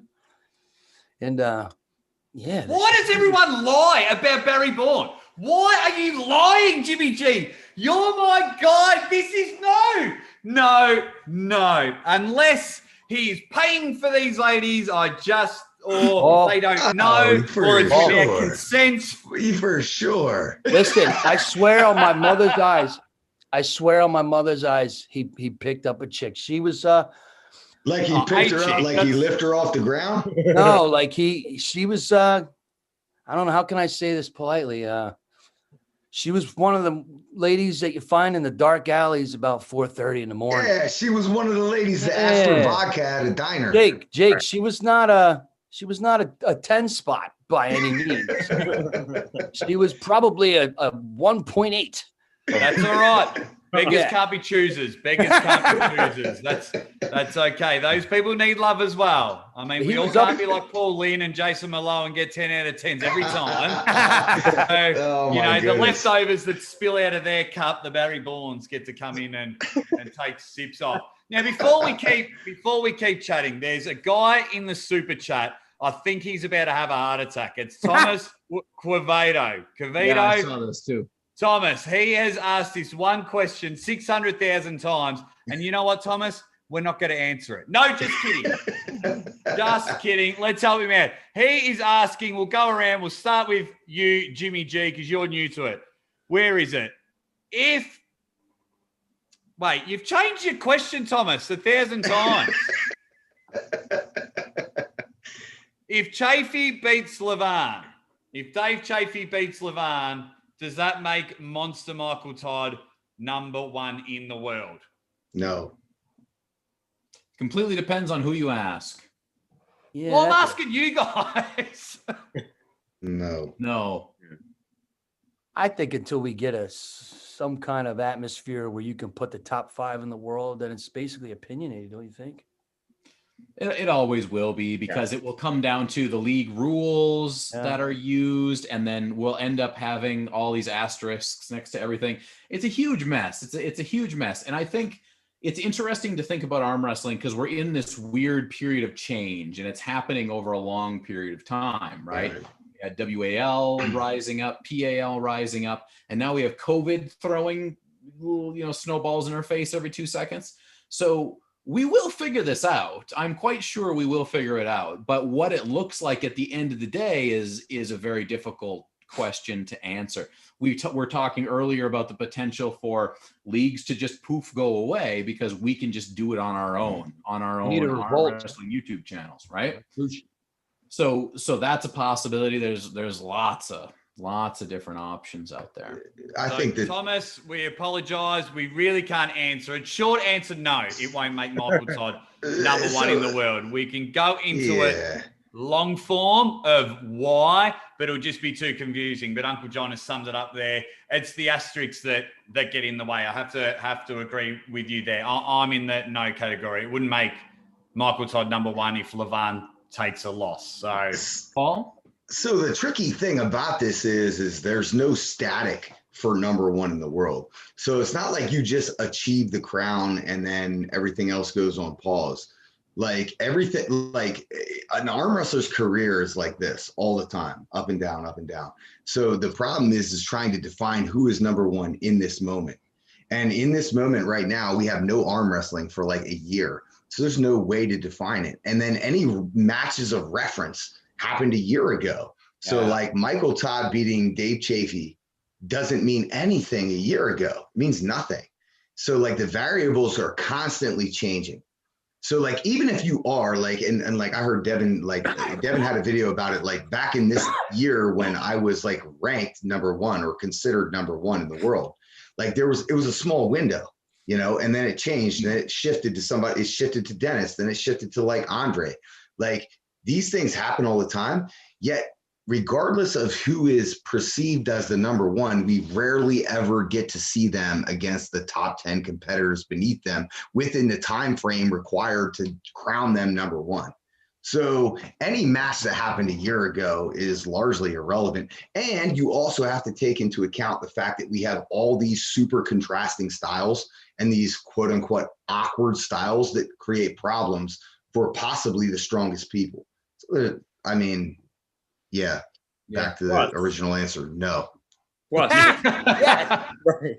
If Dave were to beat Levan now, you can't just say, oh, but a year ago, Michael Todd beat him. So that can't just inherently put Michael Todd up for something that had happened in the past, because we want to decipher what's now. You can never go back to that past, whatever happened to that past. It can only be for now. So that's why definitely no, Michael Todd will not be #1. Exactly.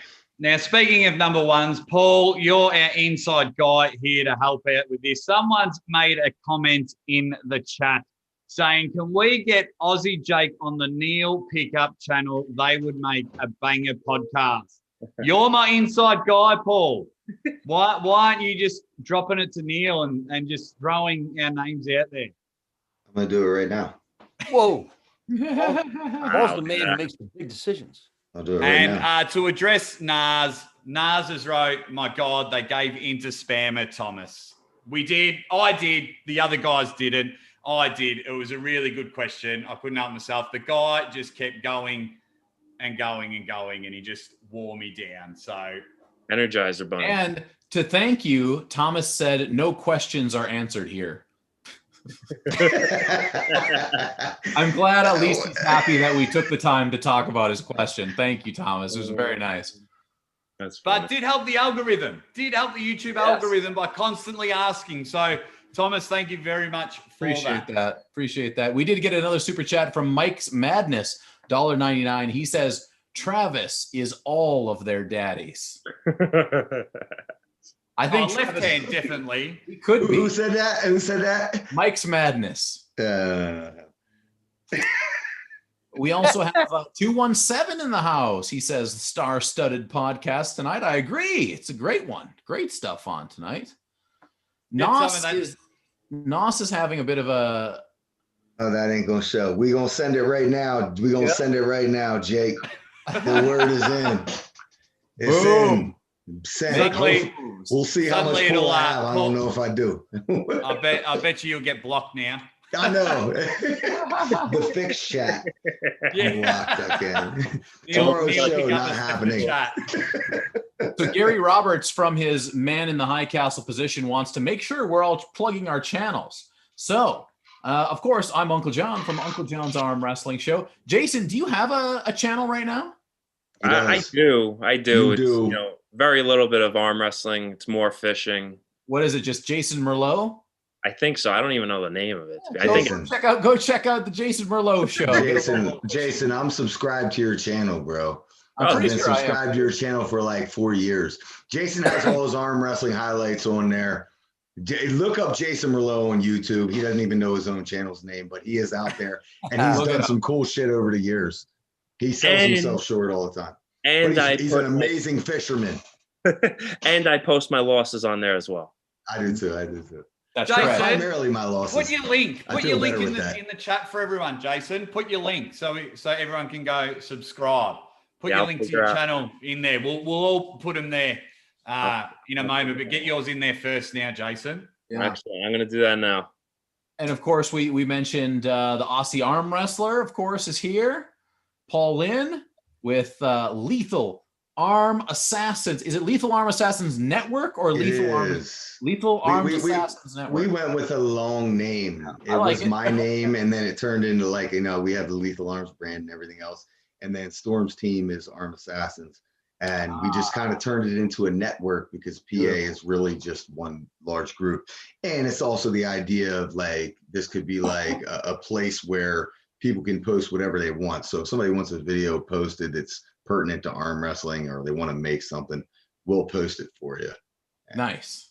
So hopefully Gary didn't hear that, because it'll be on you to be posting stuff on your channel all the time. I'm good with that. I love Gary's stuff. Gary's awesome. And he's going to send you bowling videos. That's what it has to be relevant. And Jimmy G, of course, you're coming out of the block strong. One of the newer arm wrestling channels here on YouTube. You got some good stuff. Tell us about Church of Arm Wrestling. The Church of Arm Wrestling podcast. Of Arm Wrestling podcast. Get them, walnuts. Yeah, that's my religion. Those conversations you're just not used to hearing. I've only been in this game a year. If I try to have arm wrestling conversations with educational purposes, everyone's turning the TV off. So I try to find out a little bit about you amazing individuals, things that maybe the audience wouldn't know otherwise. The Church of Arm Wrestling podcast channel also provides my short films, my arm wrestling adventures that are getting exponentially more exciting as time goes by. It's an exciting time. I'm very humbled to even be on this show and for any of you guys to know who I am. So I'm just and what was it called again? I'm on autopilot. This thing's what was your channel called again? the Church of Arm Wrestling podcast with your host, Jimmy Walnuts. Be good or be good at it. Hey, if you haven't seen Jimmy's stuff, if you haven't seen it though, like I'm like all bullshit aside, his like intros and his montages, especially associated with Rocky, are unbelievable. And I can't like edit like simple things at all, let alone take whatever he is doing. And it's unbelievable.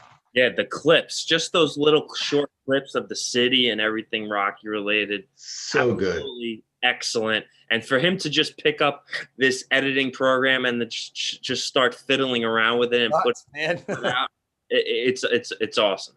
Everybody would. I need that. I need help with that. I'll spend some time with you guys. Whoever wants to do it. I'm trying to Jimmy, we got spare rooms out here. Come on to Harrisburg. Yeah, find me a job. I'm pew pew pew. Find me a job. All right. We'll talk offline. Yeah. All right. Yeah. Well, the one thing I do like about the Church of Arm Wrestling podcast is, and the one thing I like about most of the channels are going on is Jimmy's just a cool guy. Jimmy reached out to me first when I was getting started. We were just shooting it, enjoyed what I was doing. So Jimmy's got no problem putting other people over. He wants every channel to be successful. And that's what I like, what ARMTV is doing, what Uncle John's doing. I love that everyone's trying to put everyone over. So I'm a big fan of the Church of Arm Wrestling. Plus, he just quotes Rocky, Rambo, and wrestling all the time, and so you hit me right in the feels when you are quoting them throughout all your commentary and all your videos. And I'm with Paul. I quite enjoy, 217 with Brad. He's the benchmark, but your production value and what you can do, Jimmy, I quite enjoy. I quite enjoy it. Right. So what we're doing right now too, like what Gary's promoting right now with Uncle John and everything else, is this really is the benchmark of like the COVID season, and like this is the year of like content, right? Yeah. So we got a bunch of bored people who love arm wrestling who are making more content right now, and the reality of it is we should all be sharing in this. And I think early on there was like concern that like, oh, this channel's moving, that channel's moving, blah blah blah, and it was like, nah, like, rather than like worrying about somebody else taking your subscribers or taking your views, like let's just all share them. You know what I mean? Well, absolutely. YouTube is the future. If you are making content and worried about views and subscribers, you shouldn't be making content. Exactly. I mean, you came on, you were episode 3 or 4 when not many people knew who I was, and you jumped on and we had a laugh and I gave you all the Paul Lynn puns and everything like that. Very good. You can just tell, when I'm on there, Uncle John's on there, we don't care if anyone's watching. We get to talk arm wrestling. We get to share what we love, and then when good elites like yourself, Paul, love sharing, and you're like, yeah, I'll go on Jimmy G's show, I'll come on ARMTV, I'll help Uncle John out. Absolutely, yeah. I've got no problem promoting anyone else's channel. I've got no problem having anyone come on my show or calling people's matches, because without the 90 to 100 people in the comments and things like that, no one knows who we are. So if anyone's worried about a new show, overtaking them or getting more views, then you're in the wrong game. I do not care. I kind of hope everyone takes over the Aussie arm wrestler, because then it knows that I'm in the right avenue and what I'm doing is working. I appreciate everyone that does support me, but I also appreciate when you guys help out all the other channels as well. I'm losing money doing this show and absolutely loving it. Yeah, loving it. Listen, we're all doing it. I'm nowhere near the break-even part, and that's like I always joke about it. Like people like fuss about like production quality, and I'm like, do you realize I'm like negative like 3,000 in this deal, right? You guys get that, right? You're upset about my microphone? Are you upset about it? Send me a microphone. You don't like my editing? Come over. I'll let you edit my shit.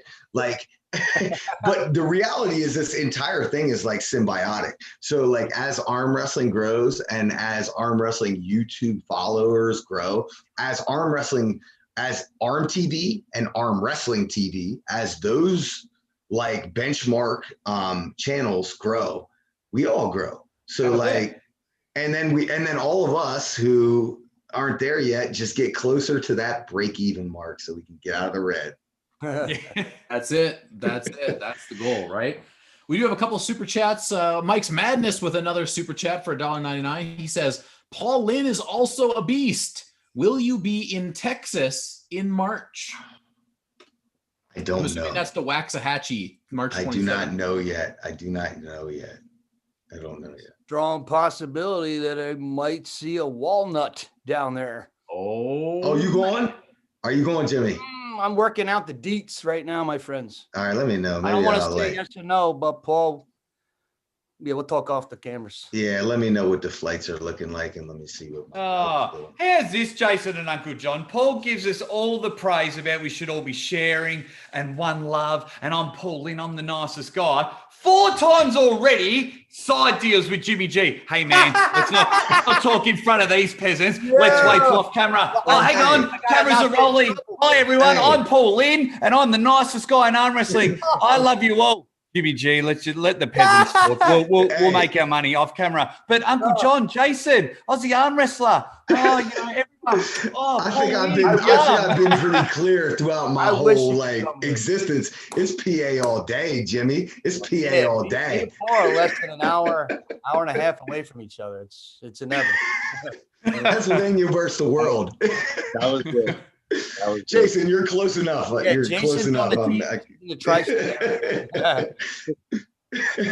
Beautiful. And then, just reading some of the comments. Brad from 217. I would hate to know how far in the red you are because you have all the gear, cameras, and you're in arm wrestling. Yes. I know you're making $0. I was thinking that too. Yep, that's it, and that's a good point. The reality of doing what we do by do like this is there's very, very few of us in the arm wrestling community that are turning that dollar. I am flat broke. Right? I've spent whenever I get a little extra discretionary income, I buy a new accessory. A little bit. You just build your little castle. I love that. I seen I love that so much. Joe Drellick has a camera rig, and he's got 2 cameras, 3 cameras, lights. I mean, you just build this Lego thing. You built Lego spaceships when you're a kid. Now we're building Legos with our cameras, and it's getting pretty dope. I love it. Him and Brad cooked over the past couple of months as far as it and all that. I love it, Jimmy. I love it. I love Drellick. I talked to him about it, and like to me, that is like it's so admirable. Like Uncle John, like I see your backgrounds and everything else, and I'm like so super jealous. He looks like I told my wife, I was like, I need a new office. I need a new office. I need I need whatever that sound dampening thing you have behind you is. I need that. Like soundproof. Yeah. What's that light behind you? Is that one of those weird LED like circular things? So I'll give you the secret. Yeah. Tell me. You only need a corner. You only need a corner. If you guys ever come to my house and see the rest of this studio, you will be very disappointed. Yeah, but your gym looks as cool. Enough to see it. Your gym area looks just as cool. Yes. Right. So the gym area and this area are both prepped. When I film, I prep them. Right. So I have 2 lights, one here and one here, and I can change the colors. Show the light. I want to see the light. Where's it at? Point at it. Let me see it. That's what I do. Is it a ball? I knew it. So they're 2 like square lights. I can control them with a little remote control. Yeah, the LED light thing. Yeah, like you just and I move them out into the gym. Is your whole house like this? Do you have like Alexa everything? No. No? I want that.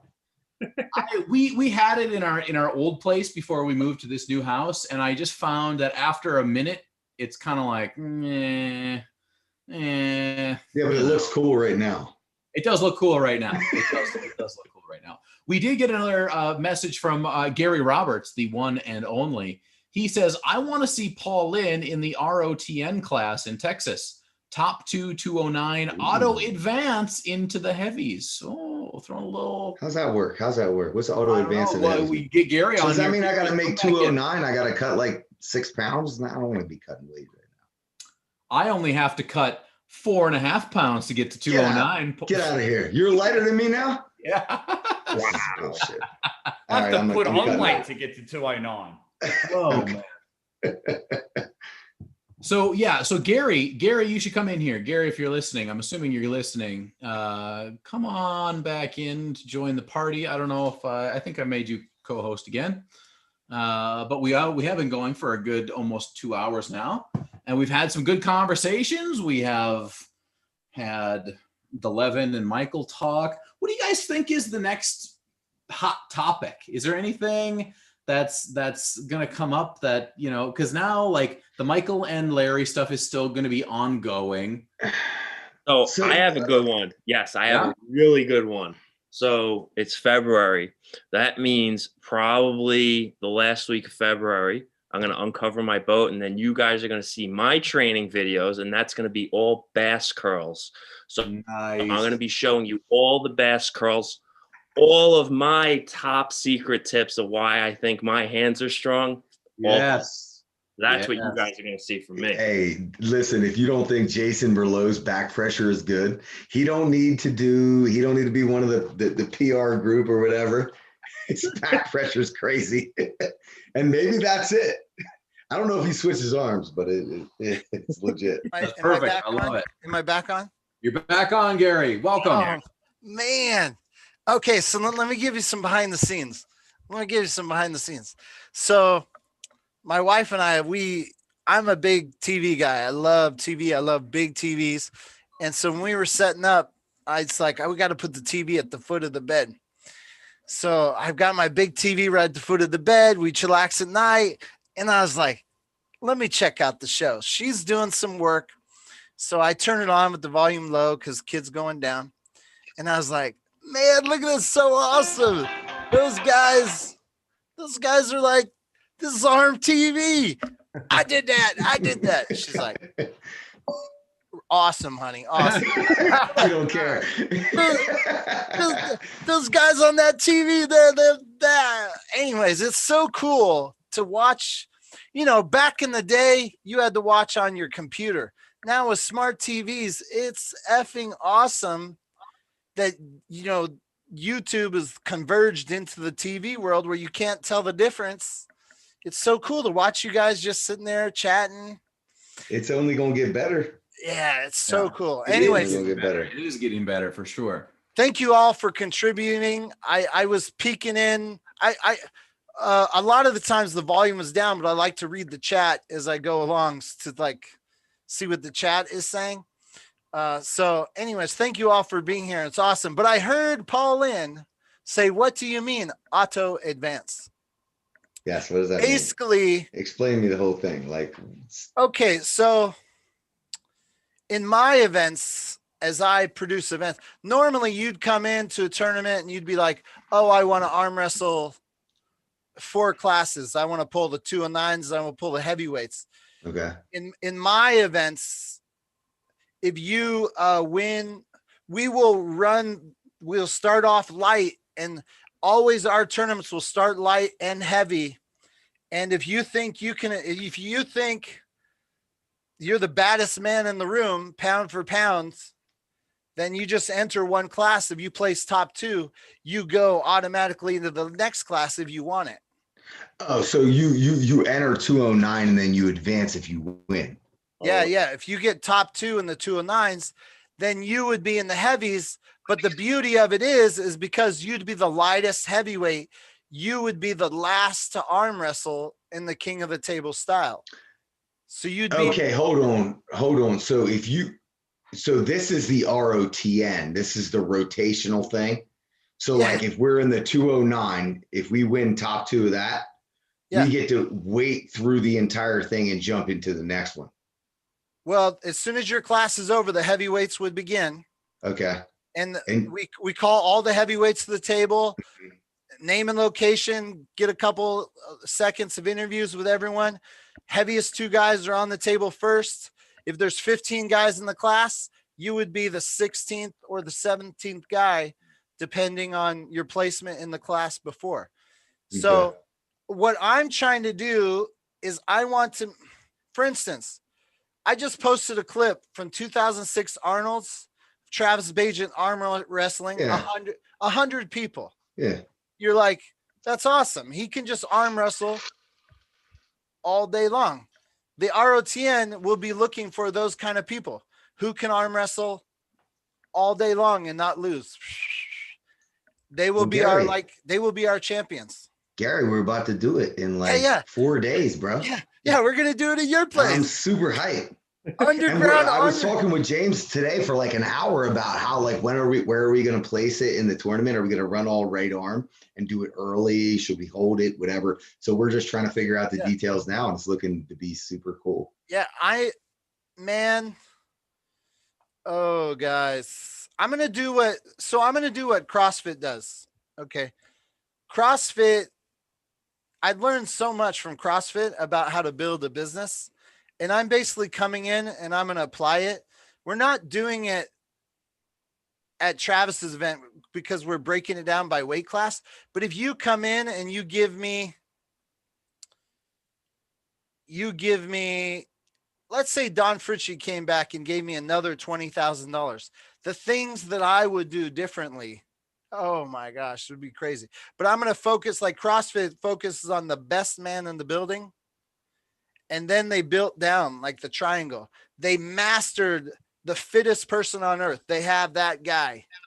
And then once that, then they started building out. And that's kind of what I'd like to do. So I'm probably not going to focus on novice, amateurs, masters. It's going to be, the more I get money, I'm going to pump in, and I'm going to try to draw the big names to come to my events. And I want it to be not how strong you are, not how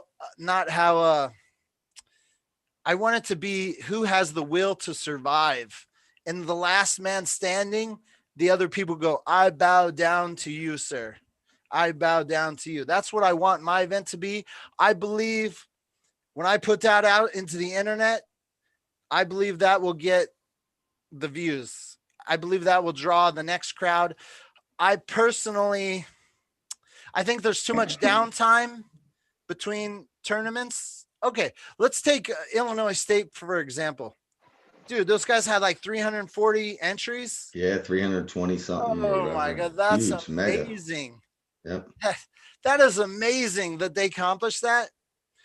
But I could never take that event and make it television friendly tomorrow.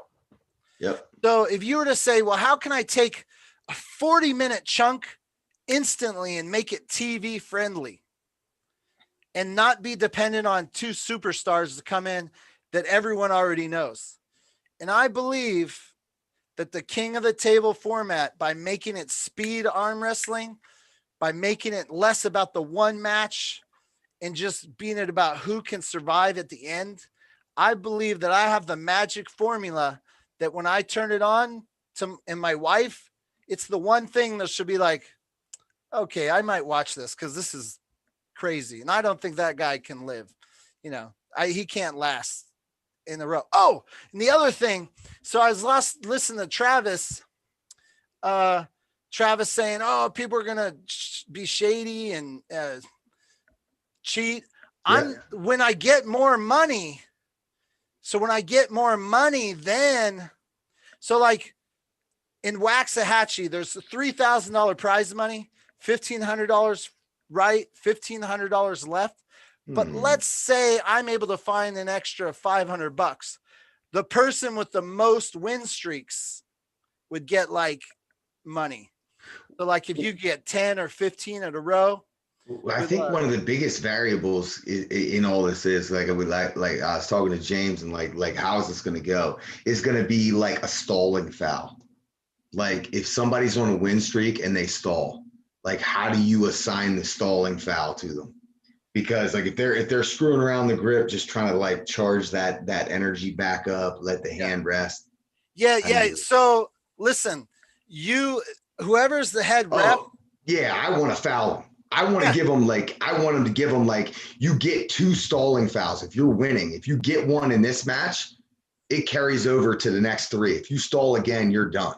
Okay. So here's a perfect example. Yes, absolutely. And as a documentarian who's producing a TV show, the camera is going to be drawing in tight. The commenters are going to be like, he is stalling because he knows he's going down. Exactly. He's looking at the next guy and he is out. There is $10,000 on the line. Yep. The ref is about to foul him out. What are you going to do? I believe it's going to really make for an emotional moment. But don't get me wrong. The ref is going to have to, make that call. I'm the video guy. I'm going to actually be like, so I got a call today from somebody who might come to Texas, and he's pretty badass. And he's like, okay, I'm not from Texas, but I'm badass. I don't think anyone in Texas is going to slow me down. What happens when they realize I'm running away with it? And so they pick their best in Texas besides me, and they all lay down to them to buffer the wins. I was like, nah. That's not allowed. Not allowed. How do you do it? How do you police it? That's a great. So I was thinking a lot of variables in this, depending on the weight classes and how the lightweight shows up and it circles back to the heavyweight. Yeah. Basically, for instance, I've figured out that 18 to 20 man bracket is about the max. The max, yeah. The max, for a good hour's worth of arm wrestling. If you have 40 guys, then, the guy who takes the loss, he has way too much time to recoup his energy to come back and restart. So, when we start getting too big of classes, we'll obviously that's a problem that you'd love to have that we'll discuss on what to do. But my first initial thought is we go 40 minutes to find the top 4, and then the top 4 the win losses are wiped clean, and then you do your final 4 with a little quick round. That way you can eliminate the cheating that way. But we tell everyone this is a beta test. This is the beta. We're ironing out. We're trying to discover what the problems are. Hey, we have a Tomas. Who are you? Yeah, Gary. Hello. Thank you very much for having me on the show. It's an honor, actually. Who are you? I am a novice on wrestling. I have been for a year, and I'm training in Italy. I started 1 year ago, so I'm studying engineering here. But actually, I'm from Chile. Excellent. So where in Italy are you? In Turin, actually. Turin? Torino. Get out of here. Torino. Torino. I lived in Torino for a while. And what? You played football there. Yes, I did. Actually. In Italy? Julian, if you're in the waiting room, just give us 1 minute before we bring another person in. Hey, Tomas, what brings you here to the show tonight? Tell us. Just I arrived a bit later here, but I would like to go straight to the question I made a couple of minutes ago, but I saw that you answered it. So I actually wanted to ask you guys, how do you see top you're breaking up, bro. Now, not the top 8, but the slot. Now we have top 8, but now what's left? I cannot see great competitors as we saw them on last year's in the Slotty Tour. Hey, Tomas, we lost the entire first half of your question. Oh shit! I'm sorry, mate. Can I tell it again? Yeah. Go ahead. Yeah, the thing is that since Masurenko started the top 8, he left like nothing for the Slotty. The best of the best in super heavyweights are still in the top 8, and the best of the best are in America in WAL. And the question I have is, I mean, what's going on with those levels? Do you think, for example, someday Matt Mask, Marcio, or maybe other people that don't hold contracts like that strict with the WAL can go and compete to Slotty and make place good? Okay, can I have a follow? They won't. Jake, can I have a follow-up question? Because I'm not 100% sure. So the Zloty, if I'm a heavyweight and I go to Zloty and I do well in the heavyweights, do I get put in the top 8, or how do I get in the top 8? You should. That's how you're supposed to. Win Zloty. Yeah, you don't have to win. You have to place well. And like, you know how it is. Same as the WL would have a tryout. If you do well and they're going to add another weight class, whether it's heavyweight, because I heard about like an 87 kilogram and like they're coming down in weight for top 8, 95 and 87. So was Tomas getting to the fact that the top 8 waters down the achievements of the Zloty Open? Exactly. That was the point that I wanted to get. Yep. Right. And I think he's also saying that there's less talent that's going to be at the Zloty because of that. Right. And the flip side of that coin then is, how do you perceive WAL in their quote unquote elite series? So the WAL has qualifiers and has like whatever events that like we host at times. And is that the same exact scenario where we have a local, like highly publicized WAL tournament that is a quote unquote tryout, you know? And then like, so in the perception then is top 8 the elite and everybody else is the amateurs.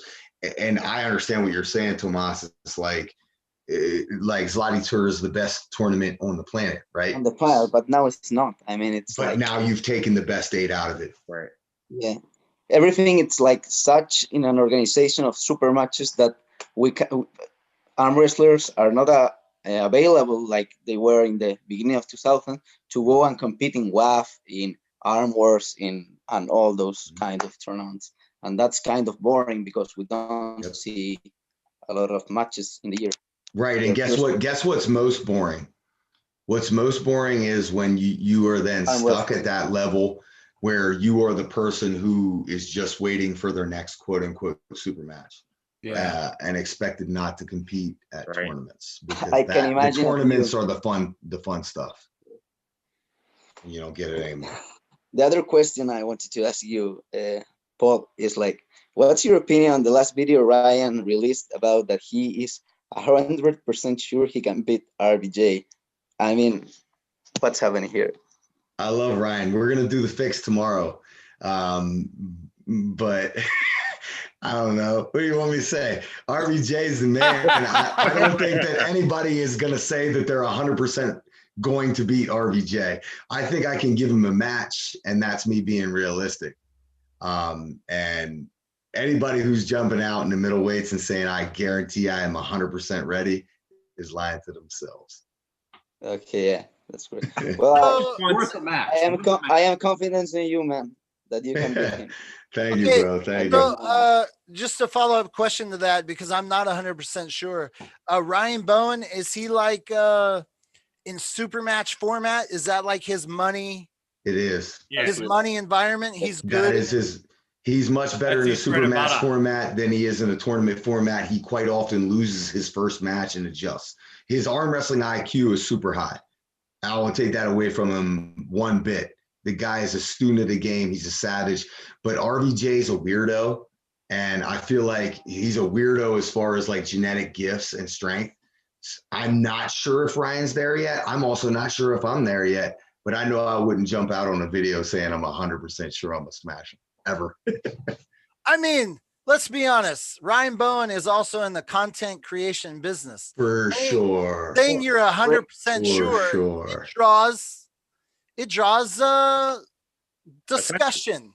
I love the only scary thing about that is unfortunately, the more content Ryan gets and he's creating, the stronger he's actually getting. It's getting to the point where it's scary and it's making a lot of people angry. He is looking and feeling really good at the moment, you know, slowly climbing. Now, that's only because I've had firsthand with Ryan. But at the moment, he's wakes up and he just eats, breathes, and just shits arm wrestling like a lot of the elites do. But it's unfortunate for everyone else because he's just getting better all the time. So I love these outlandish statements, and yes, I'll back him. I love it. Hey guys, listen, let's be real, and I've said it for a long time. Ryan is a stud. Ryan's a stud, okay? He understands the game as well as anybody, and now he's like committing to like these different vectors of like the guy, and he's training with people who are stronger than him over and over and over. Like he's only going to get better. But let's be real. With engine. Yeah, and he's getting much more explosiveness. Absolutely. He's doing everything that he needs to do. Every single possible different thing that he probably needs to improve on, he's working on. But he's also the king of like biting off more than he can chew on social media. He's and a great. When I say that, I don't say it in. He always shoots. He punches above his weight, right? Yeah, so he goes after somebody who the world thinks he can't beat, and that's the underdog story. So he should do it. I have a question, follow-up question. Just because, I'm behind in the times. Ryan Bowen, he's on the fix. Very good friends with yourself and Neil Pickup. Is he like a shoe-in for guaranteed wall matches? I'm not 100% sure. Yes. He's in the system. He was supposed to pull the 600 series against BLM. He was in 601. So, he was. Now, as far as the contracts go, I don't know if he is on an extended contract because he's from another country, which allows him, quote unquote, more freedoms. Yeah, he can do more things. Yes, which is all right. Good. I'd like to take this opportunity. We got because we're coming hopefully to some sort of a close. I wanted to get these last couple homies in here. Julian, what's up? Can you hear me? Yes, did sir. you have any closing questions for the group or things you want to I got a couple questions about Waxahachie. One. Okay, hold it. Just hold the thought now that I know. And Kevin, who are you? Hi, I'm Kevin. Big fan, just now getting into the arm wrestling sport. I'm a nurse, also former avionics tech in the Marine Corps. New to the whole arm wrestling thing. Hoorah, Marine Corps, Semper Dev Doug. Rah. Give me 20, bitch. Oh hell no, too fat for that. I put on the Marine camouflage. I put on enough weight where you can't tell I was ever in. Hey, been there, bro. Been there. Hey, you just found arm wrestling, you're saying? Well, yeah, I'm just now going to be looking into trying to find some groups in the area. Obviously, when things start kind of easing up a little bit, and then nothing but family and friends so far. Okay, perfect. But, let's start off really slowly because I want to talk to you for 1 second. When you say I just got, what's the very first thing that you came across that got you interested in arm wrestling? Like what? Describe to me the series of events. Okay, so the very first thing was probably a Juji and Tom video. And then that introduced me to Devin Larrett. From Devin Larrett, seeing his arch nemesis at the time, I was Michael Todd. So I looked at him, ended up loving both of the guys, and then kind of following through, and then finding everybody, Neil Pickup, you guys, Uncle John, ARMTV, the whole 9 yards, man. Dude, you just named off the whole crew, bro. That's phenomenal. Oh yeah.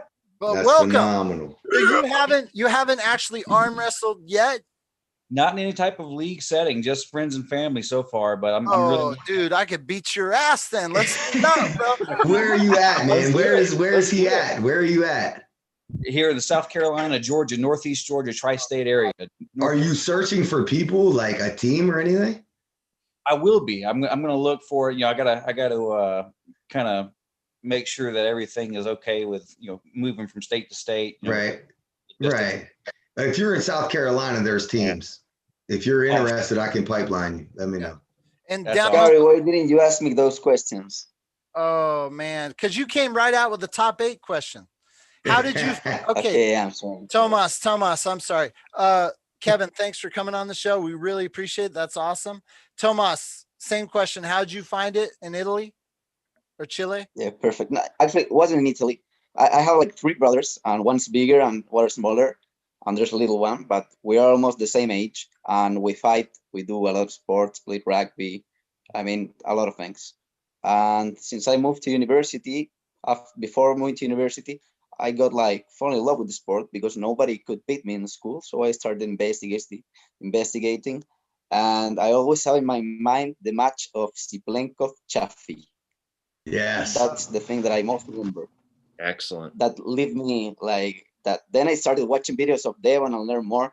And I also always angry with Devon because it was the skinny, like big skinny guy that beat everyone that was better than him, and I didn't know how. But then I started like knowing that he was a great personality and all this shit. And how would you? Excellent. You've been arm wrestling a year now. Where would you put yourself? In Italy, I made half a year. I started in a club with WAF rules. The teacher was a master champion in Turin, and he had his club.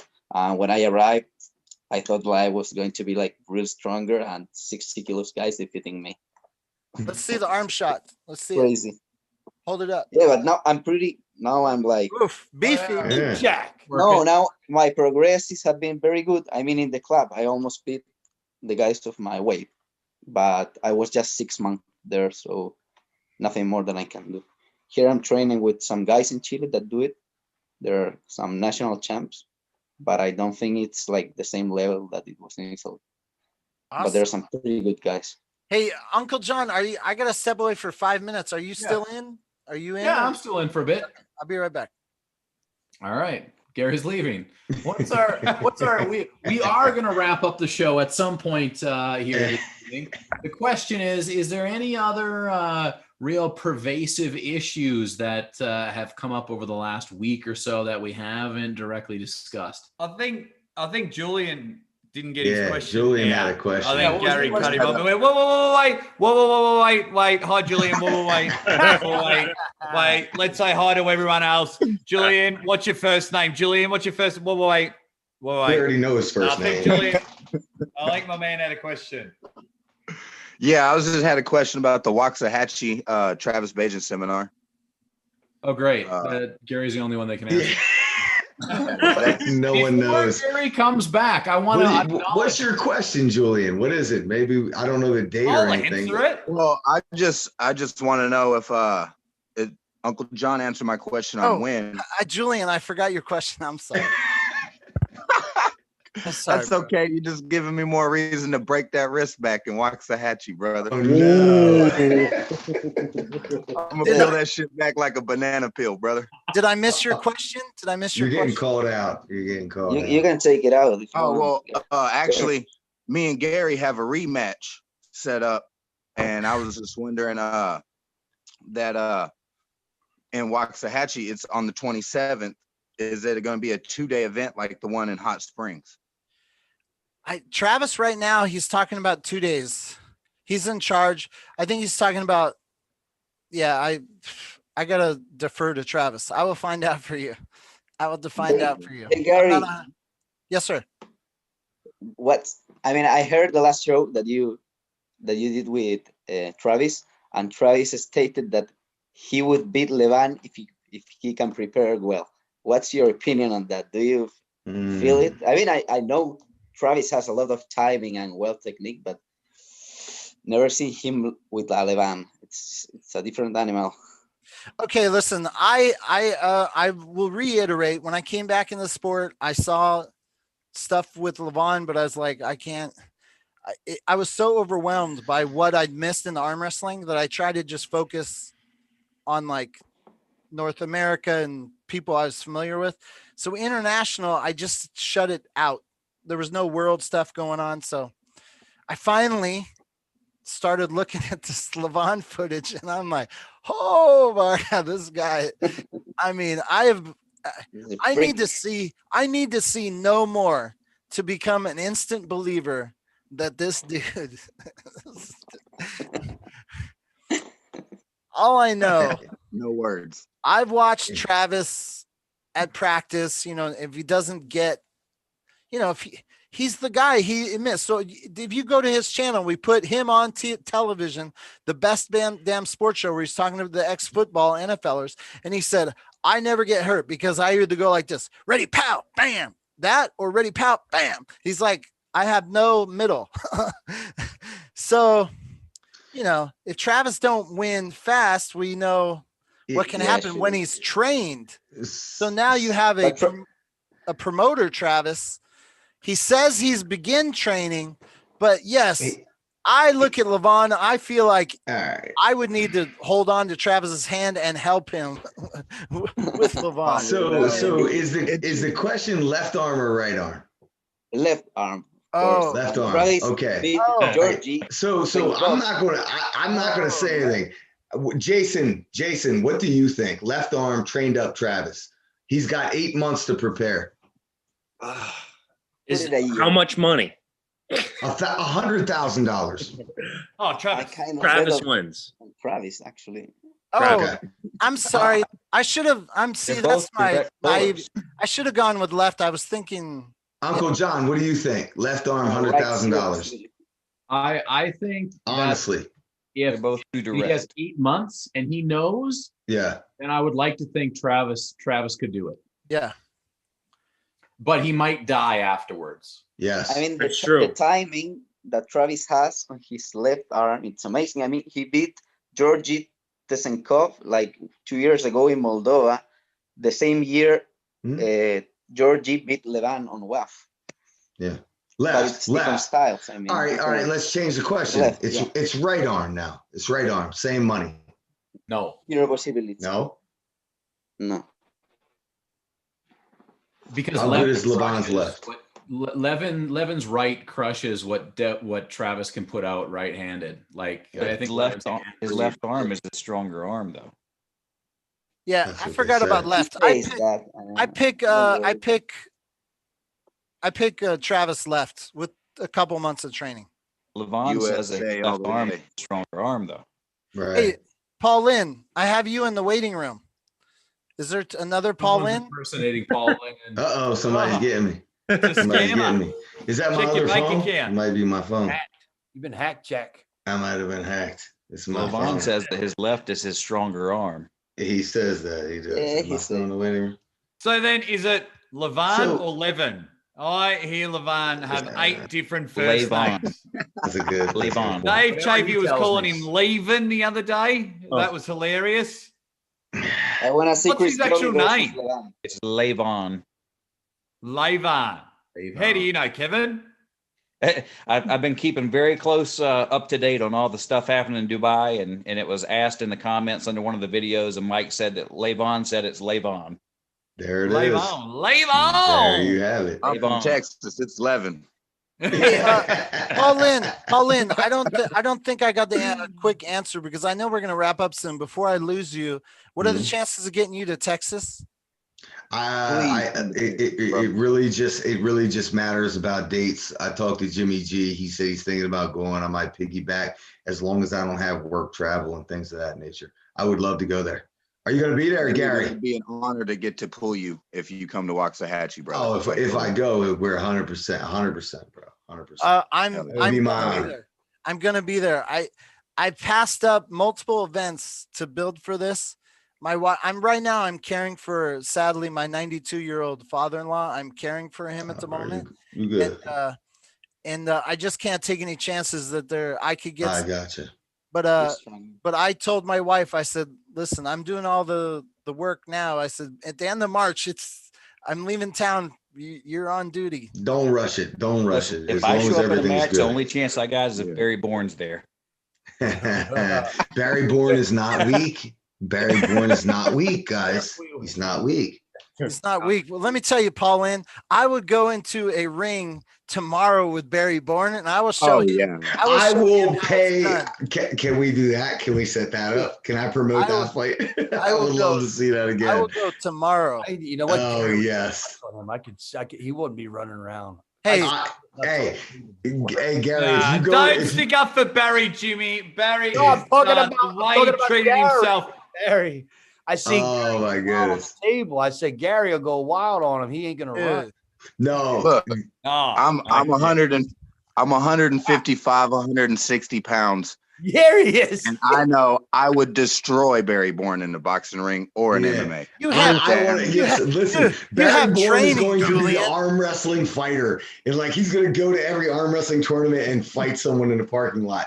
That's what we need to keep it. We need to keep that going. I've been trained before I got into arm wrestling. I did mixed martial arts for 10 years, so I know I would smash. Yeah, let's make that happen. Can we make that happen in Waxahachie? You better pat down Barry Bourne before the match. I will do that. I will do that. I will come in that bitch and I will step on the scale at 155 and destroy that dude. Julian, put this thing on Facebook right now and tag me, and I'll tag Barry Bourne, and we'll create the hype right now. Hey, tag me up, bro. All right, hold on. He's going to show up with a shank. Oh, okay. I want to put a little thank for some super chats. We got Aussie Arm Wrestler bought me a beer. Thank you very much, sir. Appreciate that. Pleasure. I will do that. The random admin with $2 says this is $2 for the Ryan Bowen versus Levan fund, because certainly we need to see that match too, right? Levan versus Ryan. Third, maybe most importantly, Roger, why are you on the set of a pornographic film right now? Yeah, dude, you got to put a shirt on, bro. You look like a baby that's just been born. I was getting ready for bed, and I saw you. Oh my God, Roger! What the hell's going on? Just saying. My bad. He's got the most prettiest lipstick on. Roger's just come out the womb. Roger's just been born. All he's missing is the after sex robe. That's the only thing. Look at those early baby photos. Oh my God! I can't see it. Where is it? You gotta scroll over. Yeah, you gotta see it. He's just come out the womb to join the chat. There he is. Beautiful. Oh, yeah. Roger, put your hat on. Put your hat on, Roger. He's got that necklace. Hey, ladies and gentlemen, I gotta call it a night. I want to thank all of you for joining us, and I would like to do this. I'd like to do this as a ritual on Tuesday nights. Get together. Ozzy, Jason, anyone else who wants to host a show. I can't really work in the evenings, but as arm wrestling grows and proliferates and explodes, look to ARMTV. I plan to do this. I would love to be live 24 hours a day, 7 days a week with somebody hosting a show. So we're going to start with Tuesday nights and make it solid. Right now, Uncle John running that ship. But please join us next Tuesday. We'll do it again every time. Paul Lynn, we're having an event this weekend. Tuesday nights, we'll be able to discuss. Yes, sir. How it worked out. So I want to thank all of you for contributing. It just warms my heart. I was thinking to myself, I was like, I want to be able to connect with the community, the peeps, be able to get to know some people that I wouldn't normally be able to talk to because I'm not traveling to events. And then this idea was born, and Uncle John and I did New Year's Eve, and I just knew we had to continue it on, but it could not be done without all of you joining in and contributing. So I thank all of you. And Uncle John, tomorrow night, Arm Wrestling After Dark. Arm Wrestling After Dark. It's the kickoff to NatFit month here on Uncle John's Arm Wrestling Show. NatFit Canada president will be joining me, Kane Hemsing. Kane. Very nice. Can I tell you a bit about Kane Hemsing? Yes. Kane Hemsing invited me to Canada back in the day, and Moose Jaw. Yeah. And he's a firefighter, and so he had the arm wrestling event, and they had this big firefighting challenge where you had to go through all these different challenges in the firefighter suit. Yep. And I was like, oh, I can do that. And he's like, oh, dude, we'll put you on I can't do a Kane Hemsing. But anyways, he put me in the suit, and I think I came in last place that day. Yeah. Man, it's really hard to do that. But I remember that day, Kane, and any chance I can get, because I know I can beat my record of last place. I know I can beat it if I ever get back to there. Guys, signing off. Roger, I'm sorry we didn't get to more. Don't have no dirty thoughts about me tonight, all right? I can't have that on my conscience. Yes. All right. Hey, everyone, good night, and we'll see you next Tuesday. Take care, guys. Hey, guys. Hey! Have a good night. Eddie Bang. Sign up for everyone's channels. Turn and burn. Lethal Arm Assassins Network. Gary Roberts, thanks for having us I gotta on. say, I gotta say, Jimmy G, I like the commentating you did on that Barry Bourne fight. Thanks, my friend. I need you to commentate my fight. Jimmy's the man. I look forward to meeting you someday, my friend. Uncle John, Yes, sir. you're the man. I'll see Jason. you next week on Wednesday.